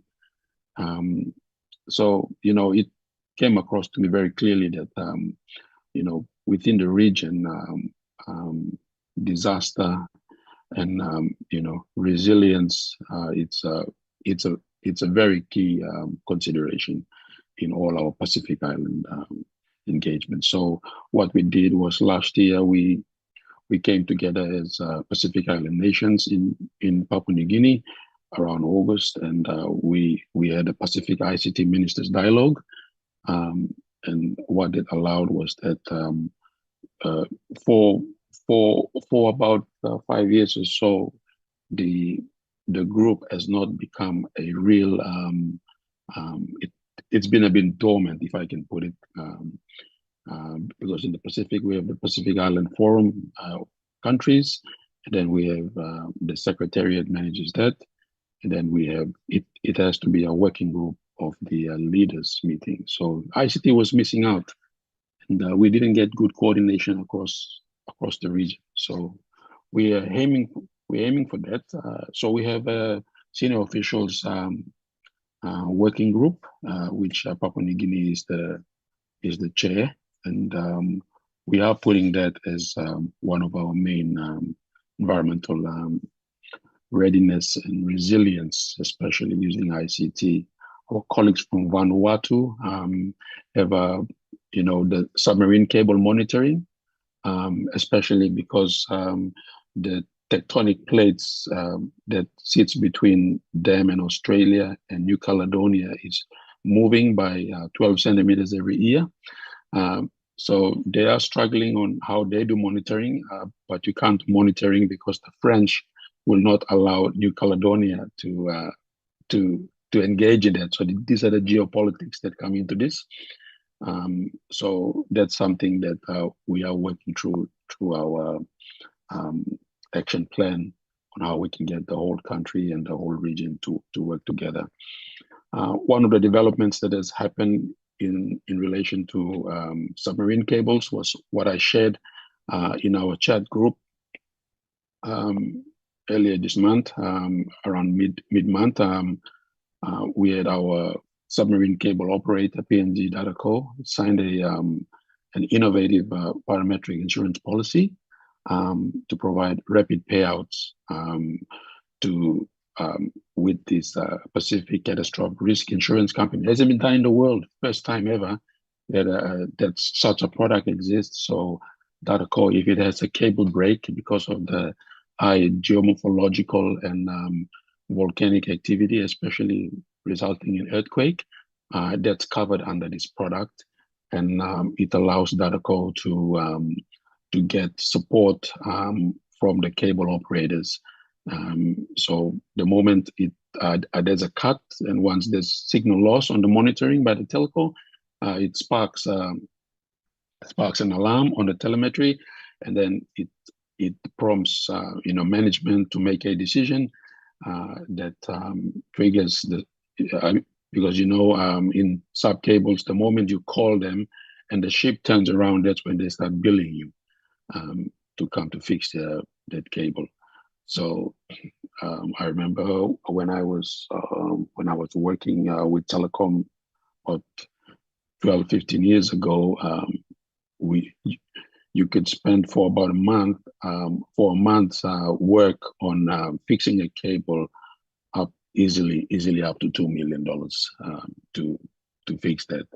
So that's the amount of cost it is for a cable operator within the region to operate. And it has to be a state-owned enterprise for us, and you have to factor that into your sort of pricing model so that you at least have some good feedback or some good returns on such an investment.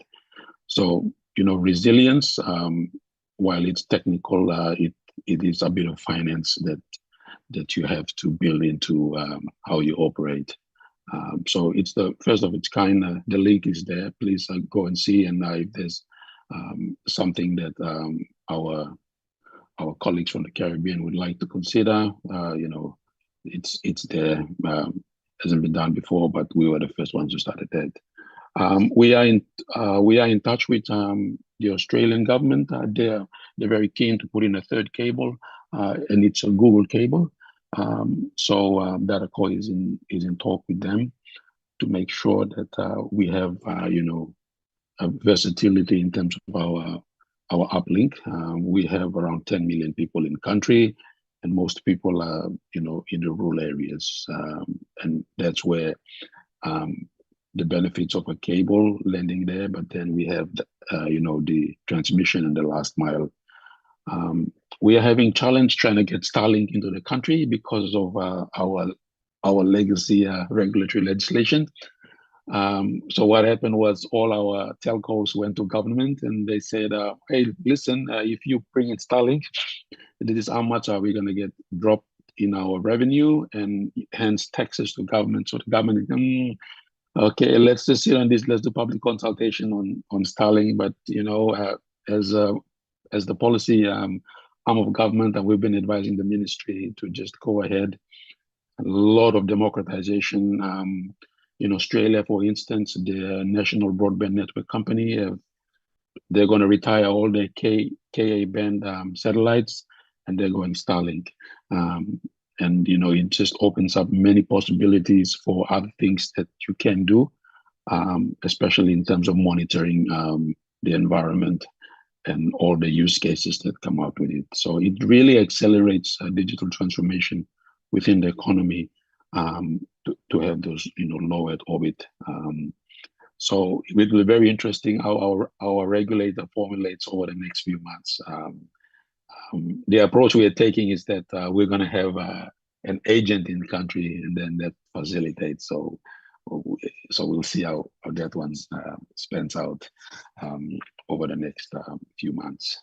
So, all in all, the government's role is to harness technology for good. And I think that's the key area that as governments, AI poses a lot of risk, especially, so they did a bit of survey, and what they found is that countries that are advanced or developed usually prefer regulation over innovation because of the level of investment they've made in what they have. But small states like us, we want the innovation, and of course you need overarching policies and frameworks that guide, and that's the sort of main takeaway over the last few days for us. Regulatory frameworks are very important, and technology changes so fast. So for large capital investment, you can do it, but it's the overlay technologies that you need good, solid frameworks around those. I think in terms of cross-border data flows, it's become very important. It allows finances. When you pay with your credit card, your data flows across different jurisdictions. You need to ensure that there are solid frameworks. So my point earlier was that a country like India, India has just overtaken to be the largest in the population in the world now. So they can negotiate with Google, they can negotiate with Microsoft because they have the volume. But that doesn't work for small states like us because we don't have the volume to bring in country so that you can localize data as one means of data sovereignty when you're dealing with personal data. So these issues are so real. But what we as small nations can do is that together we can go to the UN and have vote on certain frameworks, certain areas which we can come together and vote on, and we have the numbers. India only has one vote, with due respect to India or China for that matter. So this is some ways which we as a small island development state can be smarter in how we approach bigger forums on how we put our concerns forward. I think in terms of policy reforms, I think we do have to wrap this. Time is very short. So sure, yeah. No, thank you very much, Tracy. So I think there's a lot I can say, but I just wanted to just go through that, and happy to take questions. Thanks, Tracy, and thanks, Nigel. It sounds as if you are thinking quite clearly, even though you got up on the wrong side of the bed. And I do want to share your condolences to your colleagues in PNG who lost their lives. 3,000 people is no small amount to sneeze at, and just in a moment, people losing their lives. That is horrific. So we do our thoughts and prayers go out to the PNG people and all of the families who've lost loved ones. All right. Thank you very much. Next up, I do have Pua Hunter from Cook Islands. Pua, if you're still there, perhaps you can introduce yourself and give a 3 to 4 minute intervention on this topic. Pua, over to you. Thanks, Russell. Thank you, Tracy, and thank you to CTU, the amazing team from CTU for organizing this site event. I'll be very brief. My name is Pua Hunter, and I'm proud to be representing the Global Forum on Cyber Expertise, specifically from the Pacific Hub. And I also want to register that I continue to provide ICT support to the government of the Cook Islands until they find a replacement for my former position as ICT director. So my views are generally representing of my dual roles. I actually want to acknowledge the previous speakers, Tupou, Ugo, Renata, and Sorina.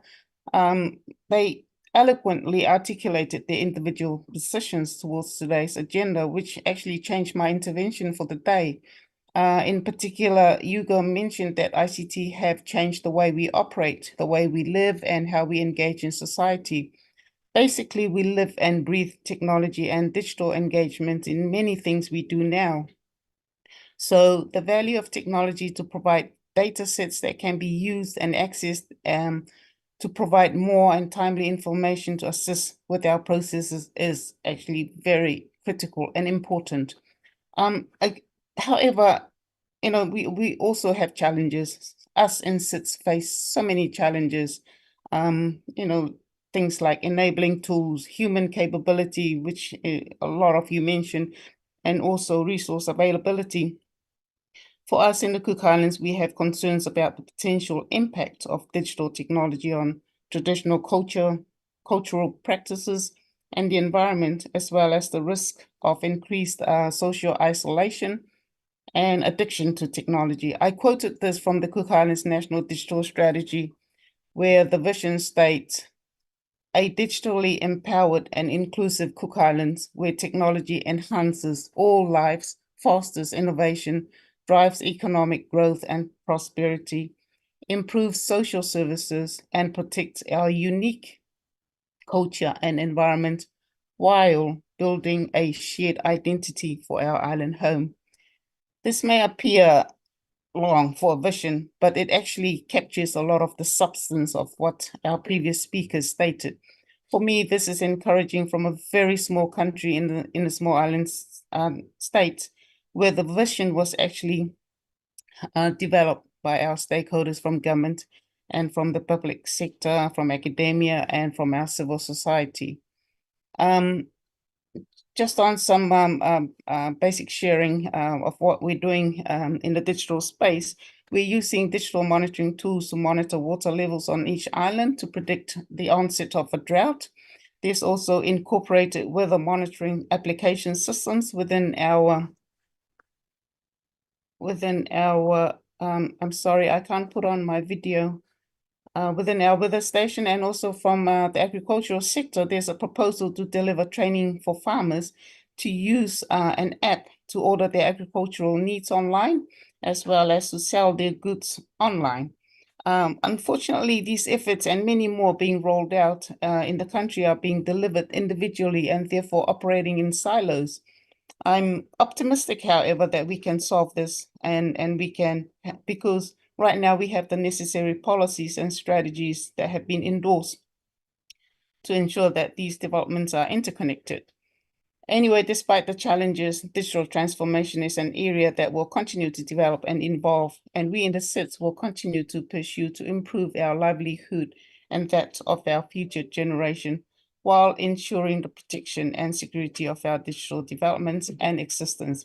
We can continue to speak to our government for our efforts to be recognized, but in parallel, we still need to actively and perhaps aggressively pursue our combined efforts as CERT.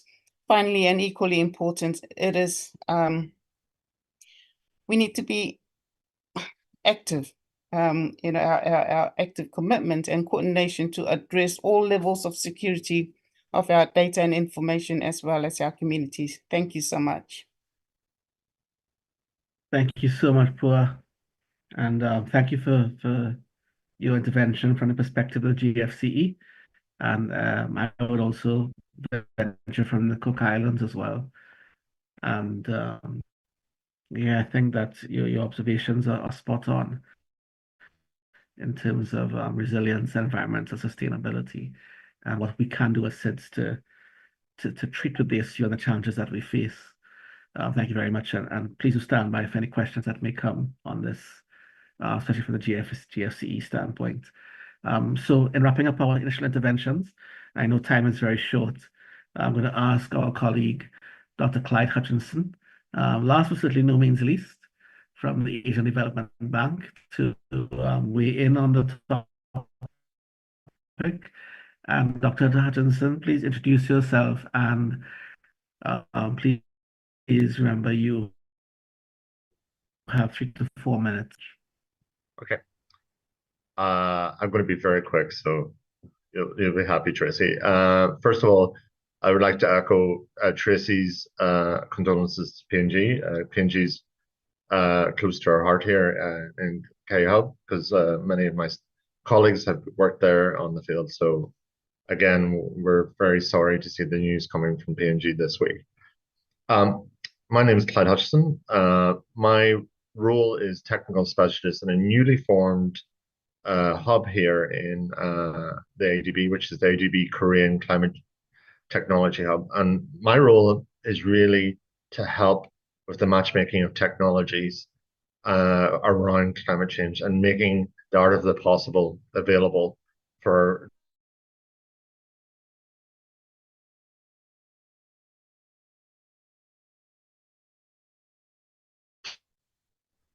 today, because a lot of the topics which were covered were the things which we are looking really to promote and really focus on how do we use ICT for better decision making. We're very keen on developing early warning systems, so I was really happy to see Arlene's talk, because weather is really crucially important and the communication of weather. We're also looking at improving traffic and the communication with traffic, because across the Asian Pacific, someone dies on the road every 72 seconds. So if we can use ICT to improve connectivity, but also helping to make roads across the region safer, is better. Also, we see ICT as an opportunity for better planning through digital twins, because now we're at a stage where a lot of the technology which previously were inaccessible for many small nations is now accessible and able to be implementable. So one of the things which we're very keen to promote is that there's a lot of things which can be implementable easily, but it does require having the skills and the talent available in the local regions. And I think finally, I was happy to see Russell mention parametric insurance. We feel parametric insurance is something which is really crucial in the region, but also there's opportunities within ICT. We're seeing the emergence of blue and also carbon bonds as a way of potentially financing projects. But obviously this will require measurement, reporting and verification tools which are going to be essential. We're using satellite technologies to be able to measure both carbon and blue carbon as we're looking to the future. So I'm here to help anybody who wants to discuss projects or would like to be matchmade with technology. We're here to help and also help explain various options which are available for immediate implementation within the member states. So thank you very much. Thank you very much, Dr. Hutchinson, and thank you as well for being very brief. Thank you for that intervention. Because we do have a question already. Maybe I can ask, I'm not sure if Mr. Rowe can open his mic. Can you open your mic? I'm not sure if that's possible. If not, I will read out your question. I'm going to pause, see if you can open your mic. I don't think so, because I don't think you may have the ability to do so. I doubt. So I'm going to ask the question on your behalf. It's actually in the chat. He'd asked in the Q&A box as well. I did say the panelists may not be equipped to answer this particular question, because it's somewhat related, but it's not on the same topic. But he's asking if there's anyone in this panel, or maybe even otherwise, who can point him to a small island developing state that has a digital transformation tax credit program. I should say a successful program. Maybe that's the correct way to phrase it. He'd like to have a look at a successful model legislation for such a program. And if so, can you point him in the right direction? So a digital transformation tax credit program. And again, I know this may not be up everyone's alley in the panel, but if anyone does know, please feel free to say now, and maybe I can ask, waiting to see if anyone wants to weigh in on this.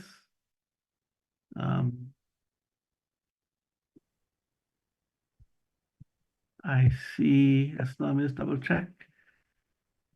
Who's raised their hand? Russell. Yes, Russell. That's Russell. Thank you. Yeah, thank you. Thank you for the question. The short answer is we don't, but we've had in terms of, we have a lovely building in Mosby that's built by Oil Search, and that was through a tax credit scheme as a physical infrastructure. But we would love to see something that we could do for digital transformation. And I see it would have to come from the industry in that regard. So I think it's a really good point for us to look into. Thank you.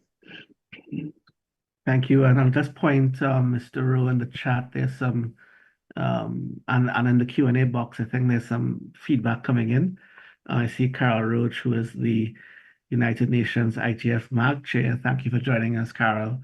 Very privileged to have you here with us. She's also from the Bahamas. She's a senior government official, so she may be able to also provide some insight. So look at her questions in the chat. I saw Dr. Hutchinson weighing in as well in the Q&A.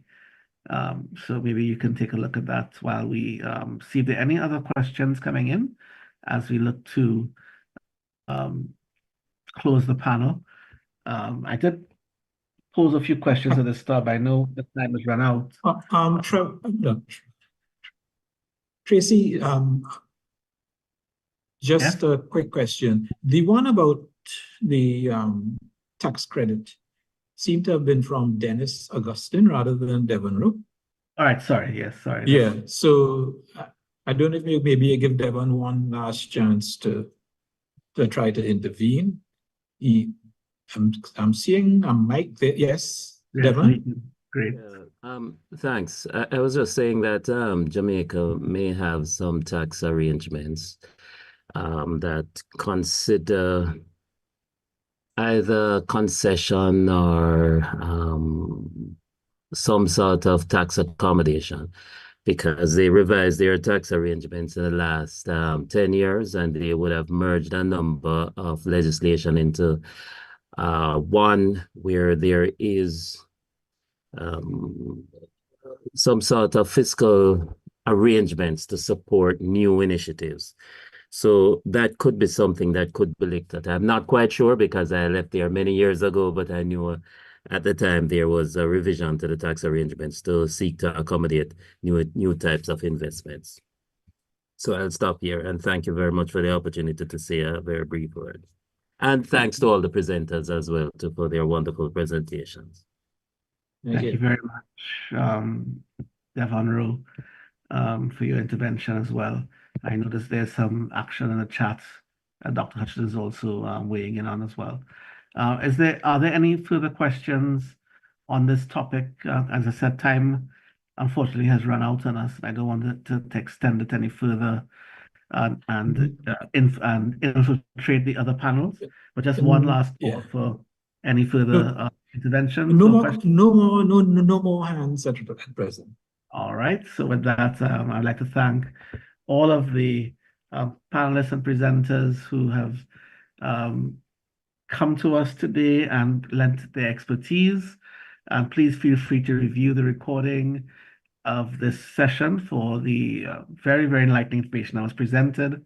And I'm certain that your presentations, where there were slides, would also be shared by the CTU, who will actually post it up on their event page in very short order. So I know some people were asking for the slides, especially of the Mr. Mohabir and Dr. Lang. We'd love to see if you can share that and people can have a look at that in their leisure, on their time. Maybe pose some questions to you as well. So with that, Nigel, I'll toss back to you. Thank you very much all. And very excellent panel and very excellent information shared. Thank you. Thank you very much, Tracy. I think we're moving along well. We are on to our final panel of the day now.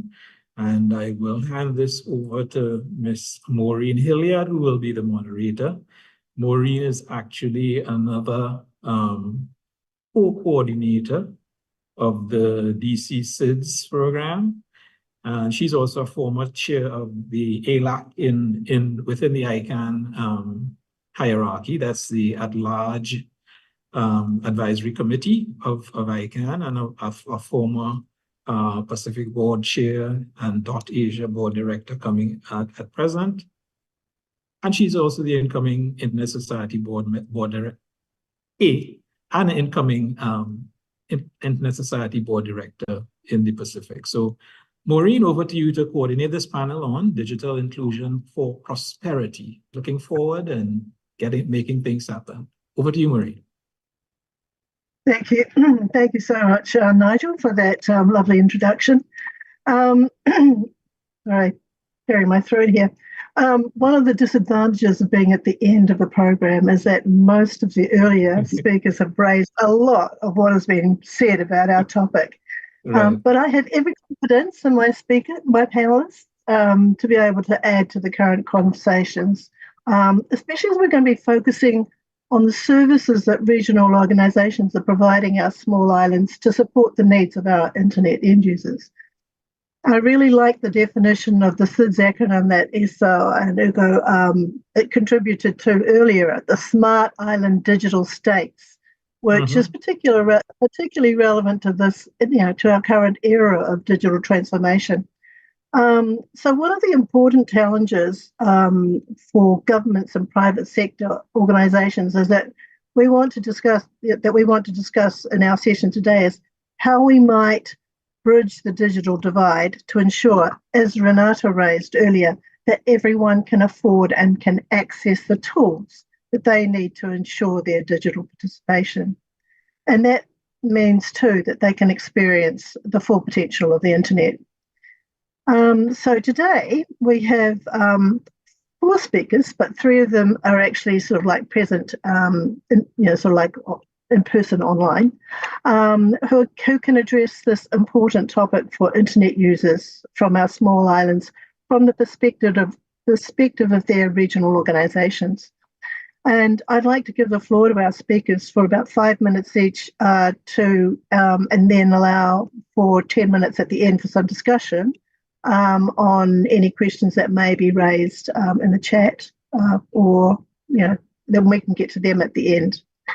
But our first, just to quickly go through our speaker list, we first have Teresa Orejova, who is currently the Outreach Manager for the Global Forum of Cyber Expertise, which Pua mentioned earlier. And Teresa is based near Geneva, which is where many of us will have met her when she was with the Diplo Foundation. And I know that Tracy and I were amongst, got our first introduction to internet governance through Diplo. And Teresa's always been a very strong supporter of the work that we've been doing in the DC SIDS. And we've been very grateful for that support and to have her on our team today. We also have Cherie Langakali, who originally from Fiji and now based with her family in New Zealand. She's recently taken over as the Pacific Manager for NetSafe, which you will hear about. And Cherie was also a former chair of the PEC-ISOC board and also a former manager of the Pacific Hub of the GFCE. So there's another connection there as well. Very qualified for her current role. We also have Sarai Tevita, who is from Samoa, and she is the current chair of the PEC-ISOC board. And Sarai is the ICT director of the National University of Samoa and also the president of the Samoan Information Technology Association, but more from Sarai soon. We were to have another guest, Mahendranath Baskopal from Mauritius, but he's having some issues with connectivity. But he was prepared for this inevitability, so he has a video which we will show later in our session. But Mahendranath is actually the Secretary General of the HALI movement, which is a coalition of charitable organisations that protect the interests of children and their families in Mauritius. And he's also a director of the Mauritius and Indian Ocean States IGF. So we really want to it's really important that we actually have contributions from the Caribbean, the Pacific, and the African IGF communities as part of this SIDS event today. So I think we'll start off our conversation with the first question, which is digital inclusion is all about creating a level playing field for everyone using the internet. So to summarise for each of you, what would be your organisation's top 2 key enablers to support a level playing field for internet users on our small islands? Starting off with Teresa. Thank you very much, Maureen. Everybody, it's good to be here with many friends, I can say. Yes, to answer your questions for the GFC, the Global Forum on Cyber Expertise, it's very important to also be participating in events like this, like the Small Islands, the Small Island States IGF. This is well past my bedtime, so that confirms that I find it worthwhile to be here with you tonight. And why is that? That is because the Global Forum on Cyber Expertise, we have mentioned that we have the hubs, and I'll get back to it in a minute, but we have really tried to change our approach to cyber capacity building from this era of very supply-driven approach to, telling countries what they need to a more demand-driven approach.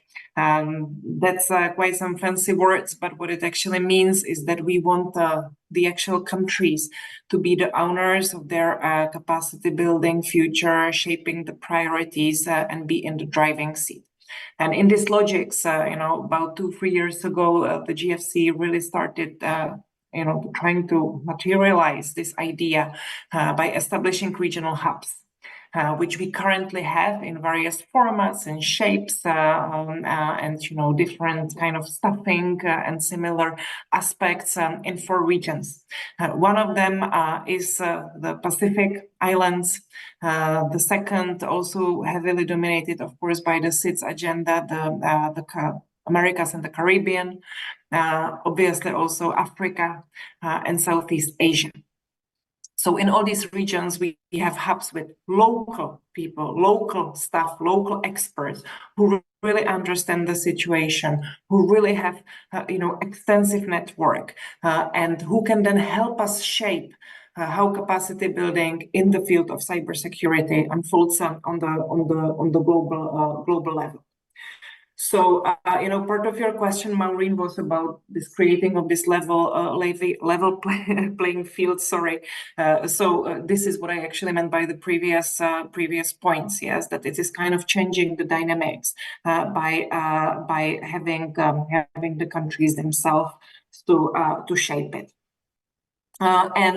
This is also where we try to kind of come in as the GFC, because one problem that we have seen in digital development, cyber capacity building, is that there is tremendous duplication of efforts, which obviously means much less efficiency, much less efficacy, much smaller impact, and not very smart use of resources, which obviously are needed, but also not bottomless.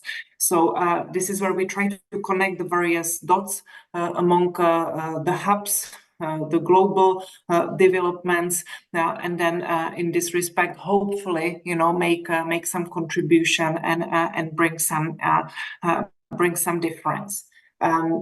By collecting the information, and having a good overview of who does what, in all of these regions, I would also like to stress that we focus quite extensively on trying to align the efforts of the donors themselves, because also on this end is there quite insufficient coordination, which can always be improved. So that is very briefly, answer to your question, Maureen, of what the GFC, the Global Forum on Cyber Expertise, can do in this respect: cybersecurity, digital development, digital inclusion. Over to you. Thank you, Teresa. Yes, I think that think global and go local is a very sort of like important theme for us. And I guess, Shuri, you're actually looking at a national sort of like an organisation working on a national perspective now. So what is your organisation sort of like doing? Well, good morning, Maureen. Kiara Golovinaka, everybody. As Maureen has mentioned, I am with NetSafe New Zealand, and NetSafe is in fact, the approved agency for the digital, it's called Harmful Digital Communications Act of New Zealand. And so NetSafe is, its biggest aim is helping the people of New Zealand to create safer and positive online spaces. And to answer your question about how it's being inclusive, NetSafe recently received funding from the Ministry of Foreign Affairs and Trade New Zealand for a project to take materials and campaigns and awareness campaigns to 5 Pacific Island countries. Now, these were Samoa, Cook Islands, Niue, Tokelau, and Vanuatu. And in order to make it more inclusive, NetSafe is also looking at extending this to the other Pacific Island countries. And so we're working on making sure, like Teresa had mentioned earlier, there's a lot of duplication of efforts. There's a lot of, because it's a very small space and there's a lot of things that are happening. Our aim when we first started this project was to gather fellows from these Pacific Island countries and work with them to find out what is already there so that we're not taking something and repeating it and duplicating it all over again. And then sitting down and working with the needs of of the Pacific Island countries, what exactly where they are at and what the Pacific Island countries are doing and where those gaps are. And so identifying those gaps and working in partnership with these Pacific Island countries. Having this specific manager role was a new role. It was created by NetSafe, and I was hired for this role, being a Pacific Island country, from the Pacific Island countries and being aware of what's already happening on the ground. And you asked for 2. So the other thing that NetSafe is working on is we're creating content for the elderly, because the most vulnerable people in the society are our children and our elderly. And we've had a number of cases where, our grandparents and our mothers and grandfathers are clicking on a link and all their money is taken away. And so, working with the elderly, also in the context of the Pacific, looking to create materials for the elderly in our societies in the Pacific as well as New Zealand.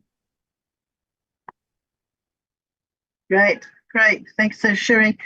So this sort of leads straight into yours. I mean, with all the work that is actually being happening in the region with Teresa and Cherie, I mean, PICOSOC has a very important coordination role. So how do you see that PICOSOC can be involved in this?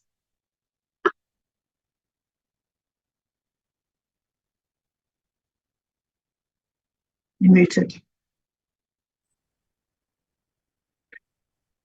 Thank you.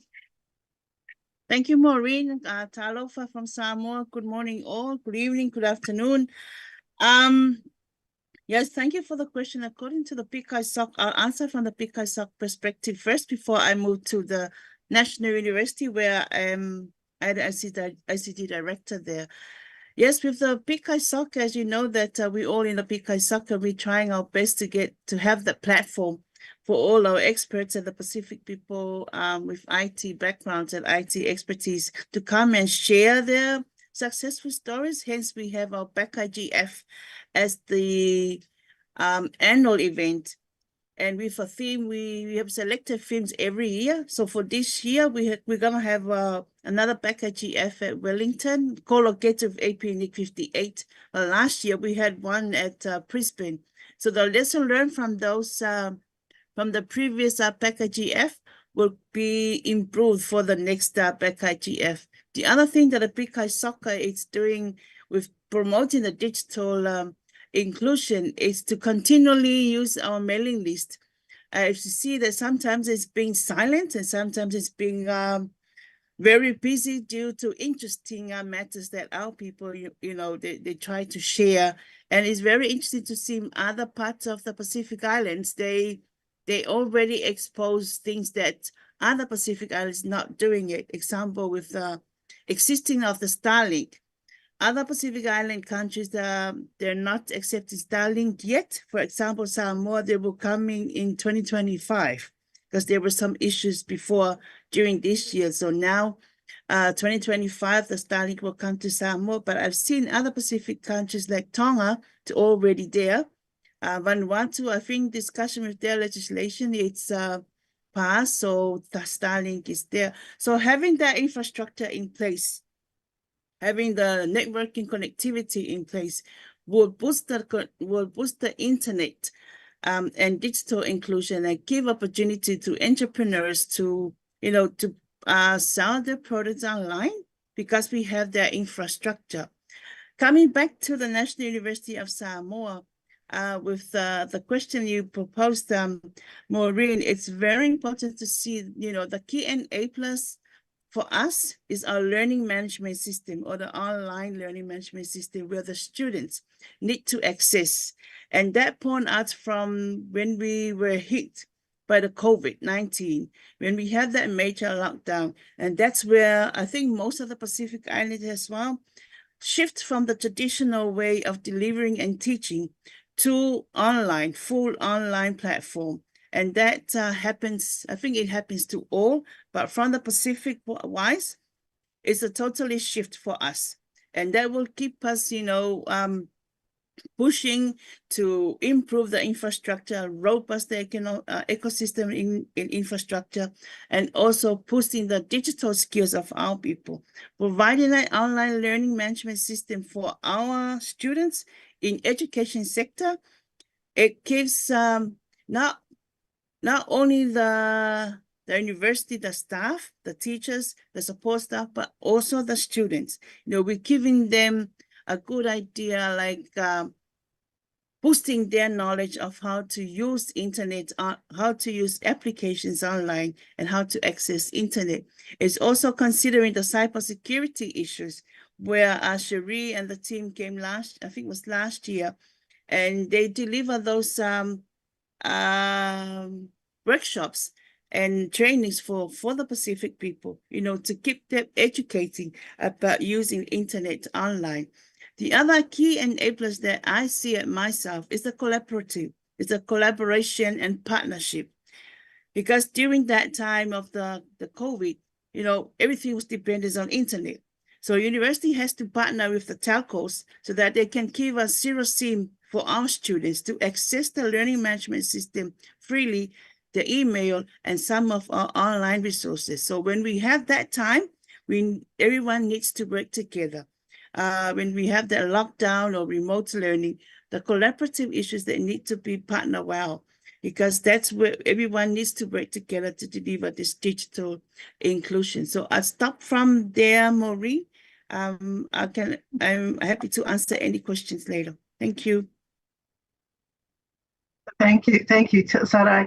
I think that one of the important issues that you mentioned was that whole collaboration, and especially with PICISOC, the fact that you've been able to partner with, like what's happening regionally that you can actually, get support from. And, I think working with the APR IGF last year and then now moving to APNIC, you've got moving from an internet governance to a really a technical sort of side of things, because, the internet does have to incorporate that technical component. And so that collaboration is really, really important. And I think that does sort of lead us to, you mentioned the pandemic. And the pandemic highlighted not only the importance of digital inclusion, but as you also mentioned, the unpreparedness of many of our small island nations for this eventuality. I know that, Samoa was probably a lot more advanced in making sure that, you could actually sort of move into education, was able to sort of move more easily into that digital sort of space. But I do believe that in the Cook Islands, for example, they were totally unprepared. There was not, there wasn't enough energy that had actually been put into the whole digital side of things. And then they got hit by the pandemic.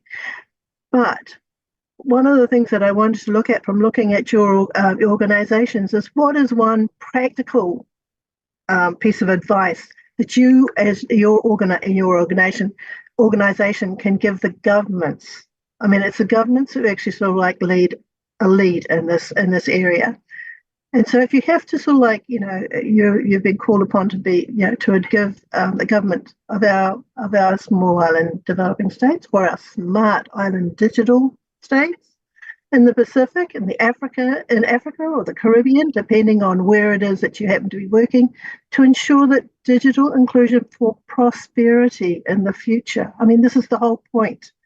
You raise the e-commerce, the fact that we've got young entrepreneurs, we've got these young people who've got brimming with ideas. How do we ensure that the governments themselves are aligned with what is required for their countries to actually sort of like be economically productive? We'll go back to you, Teresa. Thank you very much, Maureen. Yes, no, this is of course an important topic. This panel is also about inclusion and prosperity. But I would again like to stress the necessary link we need to have of inclusion and prosperity to cybersecurity, to cyber in general, because that is kind of a topic that is not explored in practice as much as we would like.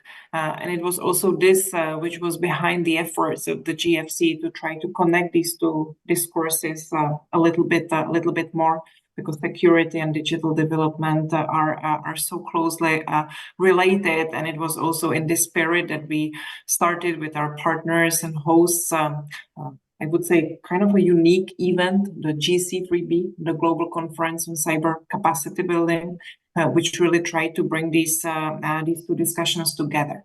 The last edition, the first edition, took place in Ghana. The next one will take place next year in Switzerland, in Geneva. And what I think is quite relevant and what I hope might give some inspiration to also to governments attending this event or from small island developing states in general, is that the conference produced quite a concrete outcome document, which we refer to as the Accra Call, which basically really tries to strengthen kind of the role of cyber resilience as an enabler for sustainable development, which again tries to advance this demand-driven, effective, and sustainable cyber capacity building, which also tries to foster stronger partnerships and better coordination that I've already been talking about. And what is obviously a very big relevance is to unlock more financial resources that can then help CITES and other countries that need that. So what I would strongly suggest is that you explore the Accra Call and help us endorse the Accra Call. It's a very simple process. There is a link, on our website that you can just click and add the name of your country or other entities. This is not just for governments. To kind of reconfirm that you agree with this approach, which will help us ultimately to bring even more political awareness, to this issue, and really can have some direct benefits for a question. You can be in touch with me. You can be in touch with our hubs that some of our colleagues are actually present in this call as well, with Pua, Saya for the Pacific or others. But don't hesitate to just drop us an email, and we would go through, and together, we can then really put it a bit higher on the political agenda. Thank you, Maureen. Thank you so much. Thank you so much, Teresa. Cherie, what's something that NetSafe could suggest to the New Zealand government or the Pacific Island governments, actually? Thanks, Maureen. From NetSafe, it would be strengthening our communities on the ground, Pacific Island communities, or even just the Pacific diaspora here in New Zealand, or generally the New Zealand communities, working with what's already on the ground and deconflicting. From me personally, I had about 4 points, because listening to all the speakers today, the reality is that internet is a way of life for us. We operate, we live, our societies operate. So however that is, it's through the internet or related to the internet or around the internet. And when we're the focus in the past, right until today, was getting our communities online. So now that everybody is online, it's digital transformation. And so I'm hoping that, digital transformation goes hand in hand with what Teresa said, cybersecurity. while we're advancing our technology, we are also looking at how to keep our systems safe and our communities safe. And so that comes with education of our societies, whether that's through community champions or through education materials. Our internet has gone so far ahead, our education is still catching up, and we don't want to change our education because it would mean an overhaul. And changing an overhaul of the systems would mean that we might have to pay for an added person to bring in online safe materials into the schools, because the teachers are already overworked, are already tired, already trying to manage the schools and the teaching curriculum. How are they going to put the safe online materials and content online themselves, or teach it themselves if they themselves are not aware of it? And they have been teaching like this for so many years and then having to teach like this differently now. And in New Zealand, when we came into New Zealand last year, we had, coming from the Pacific, we had to learn to put my 14-year-old online. But now this year, primary schools are going online. And so our kids in our schools are getting these tablets, and they're learning how to use Google Classrooms, and they are having their own blog, and everything that they are learning is going into these blogs. And so my 8-year-old comes home in the afternoon with his small laptop, which I don't know how he was allowed to bring in the first place, which will get connected to my internet at home, which I have to worry about the security of our devices and whether anything is going to get passed on through there. And then having to teach him, he can't just access it. He's clicking and he's clicking, he's clicking, he's wondering why his page is not loading because it has to connect to the Wi-Fi. But after getting him onto the Wi-Fi, getting him to that page, just the whole thing around education of how to, education materials around staying safe online has to go hand in hand with the changes in the curriculum, not just getting our kids online and that's it, or getting our communities online and that's it. The other one was, I don't know if anybody is aware that there was a 5.0 earthquake in Tonga yesterday morning. And so, disaster resilience, and if there was a tsunami after that, we probably have been having a different conversation because the CERT director was not going to be online this morning. But thankfully, there was no tsunami. But it's how we live in the Pacific Islands. Every day there's an earthquake. Every day global warming, the tides are going up, and we'll probably get washed away in another 5-10 years. And the other one was AI is here to stay. And, we haven't got digital transformation sorted out, and AI is already here, and we'll have to figure out our way around that. Thank you, Maureen. Wow, you certainly have brought up quite a lot of issues, and especially, AI, but the climate change issue, and Tonga has, and Papua New Guinea. There's so many, as you say, there's something happening every day, and we, the small island states, really do have to put up with quite a lot of, quite a lot in relation to it. But looking at there are certainly, I like the idea of the community champions, for example, and that's something that actually could come from PICISOC if we're going to be filtering, community champions across the Pacific, which is what you deal with.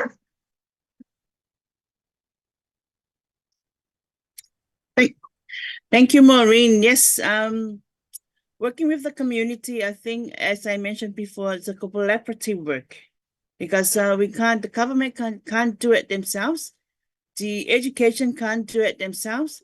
The regulation, the legislation can't do it themselves because the people-centric, it's the key of all these developments that we engage to do it. So yes, you mentioned that with the PICISOC, we work closely with other organizations like APNIC, ICANN, and recently, as you know, that we are part of the ALEC as well.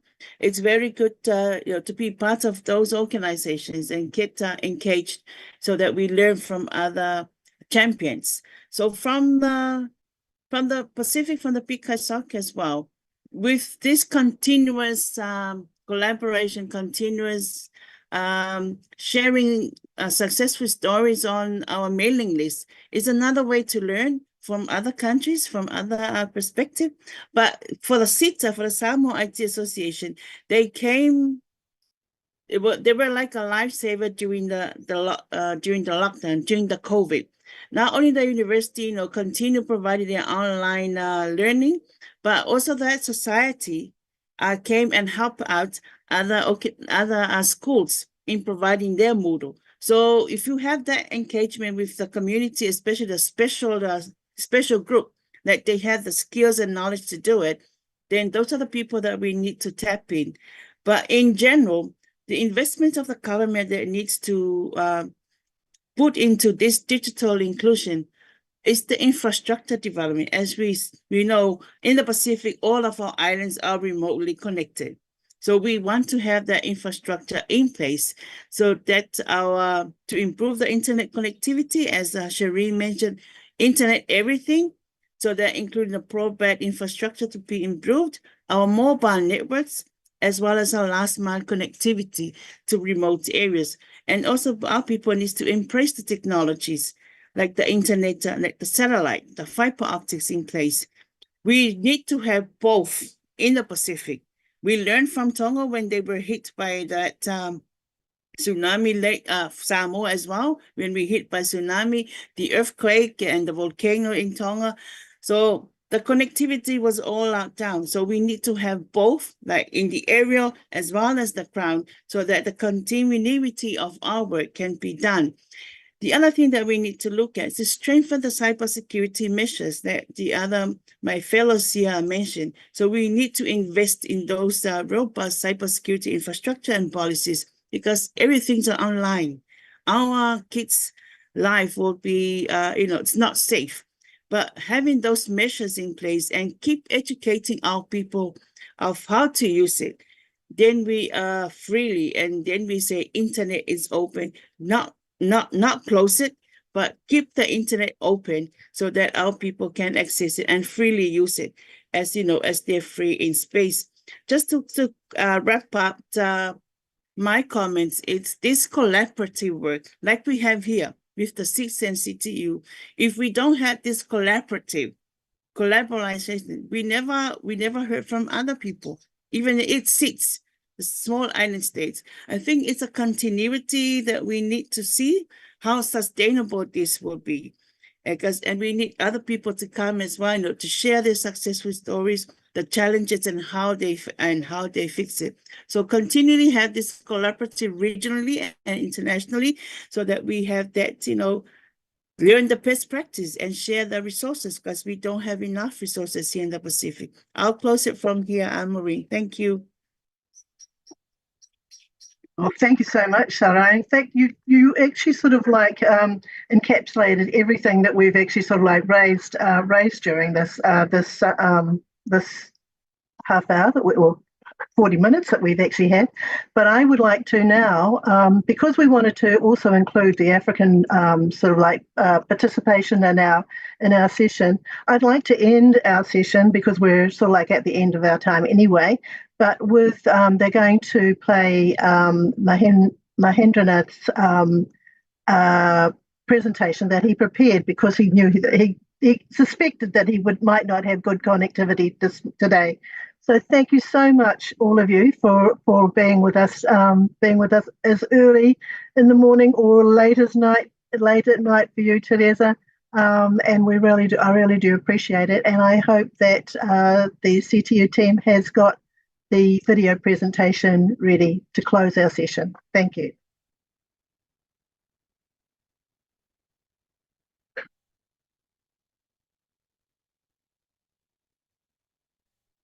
Excellencies, ladies and gentlemen, all protocol observed, good morning. Thank you for providing me the opportunity to be a panel speaker in this session on digital inclusion for prosperity. Today I am addressing you in my capacity as the Deputy Presiding Officer of the African Union ECOSOC and Treasurer of GCAP, and I will speak on digital inclusion in Mauritius and Africa. In our rapidly evolving world, digital technology has become the backbone of progress and development. However, to fully harness its potential, we must ensure that everyone can access and use these technologies so as not to leave anyone behind. Digital inclusion is about providing all individuals and communities, especially the most disadvantaged, access to information communication technology. This goes beyond mere access to the internet and digital devices, and it includes the skills, knowledge, and confidence to utilize these technologies to enhance their lives. Africa, with its diverse cultures and dynamic economies, stands at a crucial juncture. The continent is home to some of the world's fastest growing economies and a burgeoning youth population eager to innovate and lead. Yet, the digital divide remains a significant barrier to unleashing this potential. In Mauritius, known for its progressive policies and economic resilience, digital inclusion is equally critical for sustaining growth and ensuring that all citizens benefit from technological advancements. Digital inclusion drives prosperity in multiple ways. Number one, economic empowerment. Access to digital tools and services can create new economic opportunities, particularly for small and medium enterprises. It enables entrepreneurs to reach broader markets, innovate, and compete globally. For instance, mobile banking and digital payments have revolutionized commerce in many African countries, providing financial services to the unbanked and underbanked populations. Number two, education and skills development. Digital platforms can democratize education, offering quality learning resources and training to everyone, regardless of the geographical location. E-learning and online courses will equip individuals with the skills needed to thrive in the modern workforce, fostering a culture of continuous learning and adaptation. And health improvement. Telemedicine and digital health services can bridge the gap in healthcare access, especially in remote and underserved areas. These technologies can facilitate remote consultations, health monitoring, and dissemination of vital health information, and improving overall health outcomes. While the benefits of digital inclusion are clear, the path to achieving it is fraught and challenging. The increase in internet use has also paved the way for the proliferation of its dark side, with a rampant spread of misinformation, disinformation, and hate speech, the regular occurrence of data breaches, and an increase in cybercrimes. These include infrastructure deficits, high cost of connectivity, digital literacy gaps, and socio-economic inequalities. Addressing these challenges requires a multifaceted approach. Number one, investing in infrastructure. Expanding broadband networks and ensuring reliable, affordable internet access is fundamental. Public-private partnerships can play a pivotal role in building the necessary infrastructure, especially in rural and underserved regions. Number two, affordable access. Efforts must be made to reduce the cost of digital devices and services. Subsidies, innovative financing models, and competitive markets can help make technology more affordable for everybody. And lastly, enhancing digital literacy. Providing education and training programs to improve digital skills is very crucial. This includes not just basic digital literacy, but also advanced technical skills to prepare individuals for the digital economy. Achieving digital inclusion for prosperity is not a task for any single entity. It requires collaboration across governments, the private sector, civil society, and also international organizations. By improving together, we can pool resources, share knowledge, and develop comprehensive strategies that address the diverse needs for our communities. Digital inclusion is not just a technological imperative, it is a socio-economic necessity. It is about empowering individuals, fostering innovation, and driving sustainable development. For Africa and Mauritius, embracing digital inclusion means unlocking the potential of our people, fostering inclusive growth, and building resilience for prosperous societies. As a civil society organization, we are dedicated to bridging the digital divide and fostering digital inclusion for all. Our initiatives include providing affordable access to internet and digital devices through community partnerships and subsidies, conducting, of course, digital literacy training programs to equip individuals with essential skills, and advocating for inclusive policies that support equitable access to ICTs. We collaborate with governments, private sector partners, and other NGOs to build infrastructure, promote digital rights, and ensure that marginalized communities are not left behind. By empowering people with the tools and knowledge to participate in the digital world, we aim to drive sustainable development and inclusive prosperity.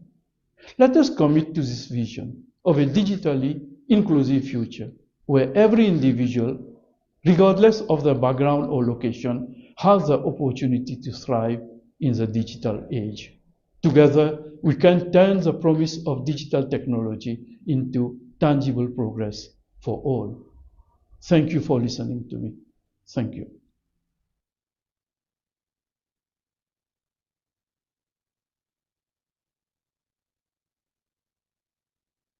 Okay. Any closing words, Marie? No, that will do it. Thanks. Okay, thank you very much. Thanks for coordinating that. And I think we are through the main program for part 1 of our second CIDS IGF.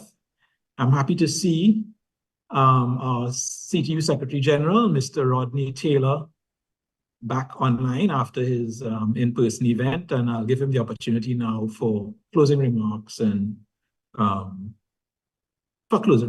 Rodney, over to you. Yes, good morning, good afternoon, good night, everyone. Thank you very much. I'm speaking here from CIDS 4 in Antigua and Barbuda, and I'm really very pleased that we're able to pull off this part 1 of our virtual of our CIDS IGF, the second CIDS IGF. It's really a dream come true, as it were. And it's really great to see this conference here focusing at the international level on the unique requirements of small island development states. And the reception here has been great with respect to the issue of digital issues and internet governance issues. For CIDS persons who have not really understood, this is an opportunity for them to discuss. Of course, the first CIDS conference was hosted in Barbados in 1994, and it was convened to address specific and unique vulnerabilities to small island developing states. And we have been seeking to do the same, draw the attention to the unique issues of CIDS within internet governance spaces. And so we are very appreciative of the work that's been done by the DC CIDS, the Dynamic Coalition of CIDS within the UN IGF process, champions and the likes of Tracy, Shaw, Maureen, and others, of course. And we at CTU are committed to lending our full support because we understand that even though we're small and vulnerable, that we are also very strong, in particular when we work together. And we've been pushing within ICANN, we've been pushing within the ITU, and we will continue to advocate. So we could not have allowed this CIDS 4 conference to be hosted in our own backyard and not take the opportunity to draw attention to the issue of internet governance and digital development within within internet governance spaces. As you know, coming out of this CIDS 4 meeting, there will be Antigua and Barbuda agenda for CIDS called ABAS, ABAS, and within that, there's actually some provision it's for efforts to establish a CIDS Center of Excellence in Antigua and Barbuda that will be launched at this meeting, will include a SIDS data hub, a technology and innovation mechanism, and an island investment forum. I've already reached out to Minister Nicholas, who sits on the General Conference of the CTU, to understand fully what the implications are for this and how we can get involved and how it can help to add some fuel in the tank, as it were, to our efforts of promoting SIDS within digital spaces. I spoke earlier today on, in fact, I just came out of a session speaking about early warning systems for all, and how technology can be leveraged to help mitigate the harmful effects of natural disasters. Yesterday, I spoke also in an IT session on meaningful connectivity. These are issues we will continue to seek resources for within international organizations, and as I said, we are strong together, and we need to ensure that the organizations that speak about a multi-stakeholder model create a space for SIDS. We're not a geographic region. We're not recognized in some cases, or we are slowly gaining recognition within IG processes and spaces as a unique group, and therefore we need to continue to advocate for that. So let's continue. We know that this requires a great deal of effort to pull these things off, especially in different time zones. So we thank everyone who's agreed to take the time to speak and contribute today. And thanks to the team as well for consistently ensuring that we have dotted all the I's across all the T's. Thank you, Tamika, for your valiant efforts to get speakers here at the last minute in some cases. Tomorrow we have the in-person event. We are hoping that we can stream that, but the connectivity is not 100% here, but we'll do our best. We do have part 2 tomorrow in person, a very small room, capacity of 70. In any event, we've made arrangements to record it and to ensure that the outputs from both this meeting and that meeting tomorrow feed into the UN process and is reflected in the report of this SIDS forum.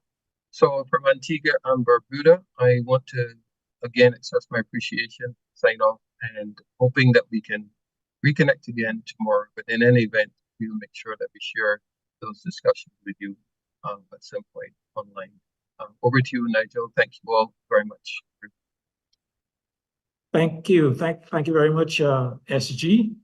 And as he mentioned, the second SIDS IGF continues tomorrow, through the in-person meeting, which we will do our best to at least live stream so that you can follow.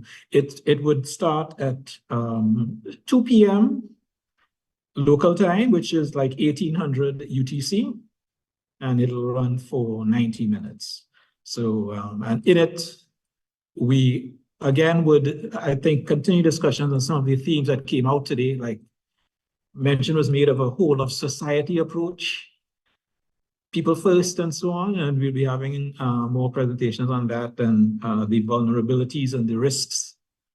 And we'll also have a panel discussion with more focus on global digital governance. So we hope you can, we hope you'll be successful in having you share it with us almost live tomorrow, but as Yeshi said, failing that, we should have it, we should be able to record it and post it for your later review.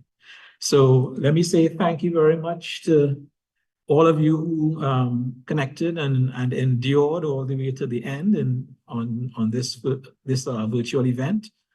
I'd also like to thank personally our CTU support staff, in addition to what the SG has already said. I'll add my own personal thanks to the great efforts they made in putting it all together and keeping it running towards the end. So thanks all, and we'll sign off now and hopefully join you, or at least hopefully you can join us tomorrow at 1800 UTC or 2 p.m. at Antigua time. Thank you very much. Bye.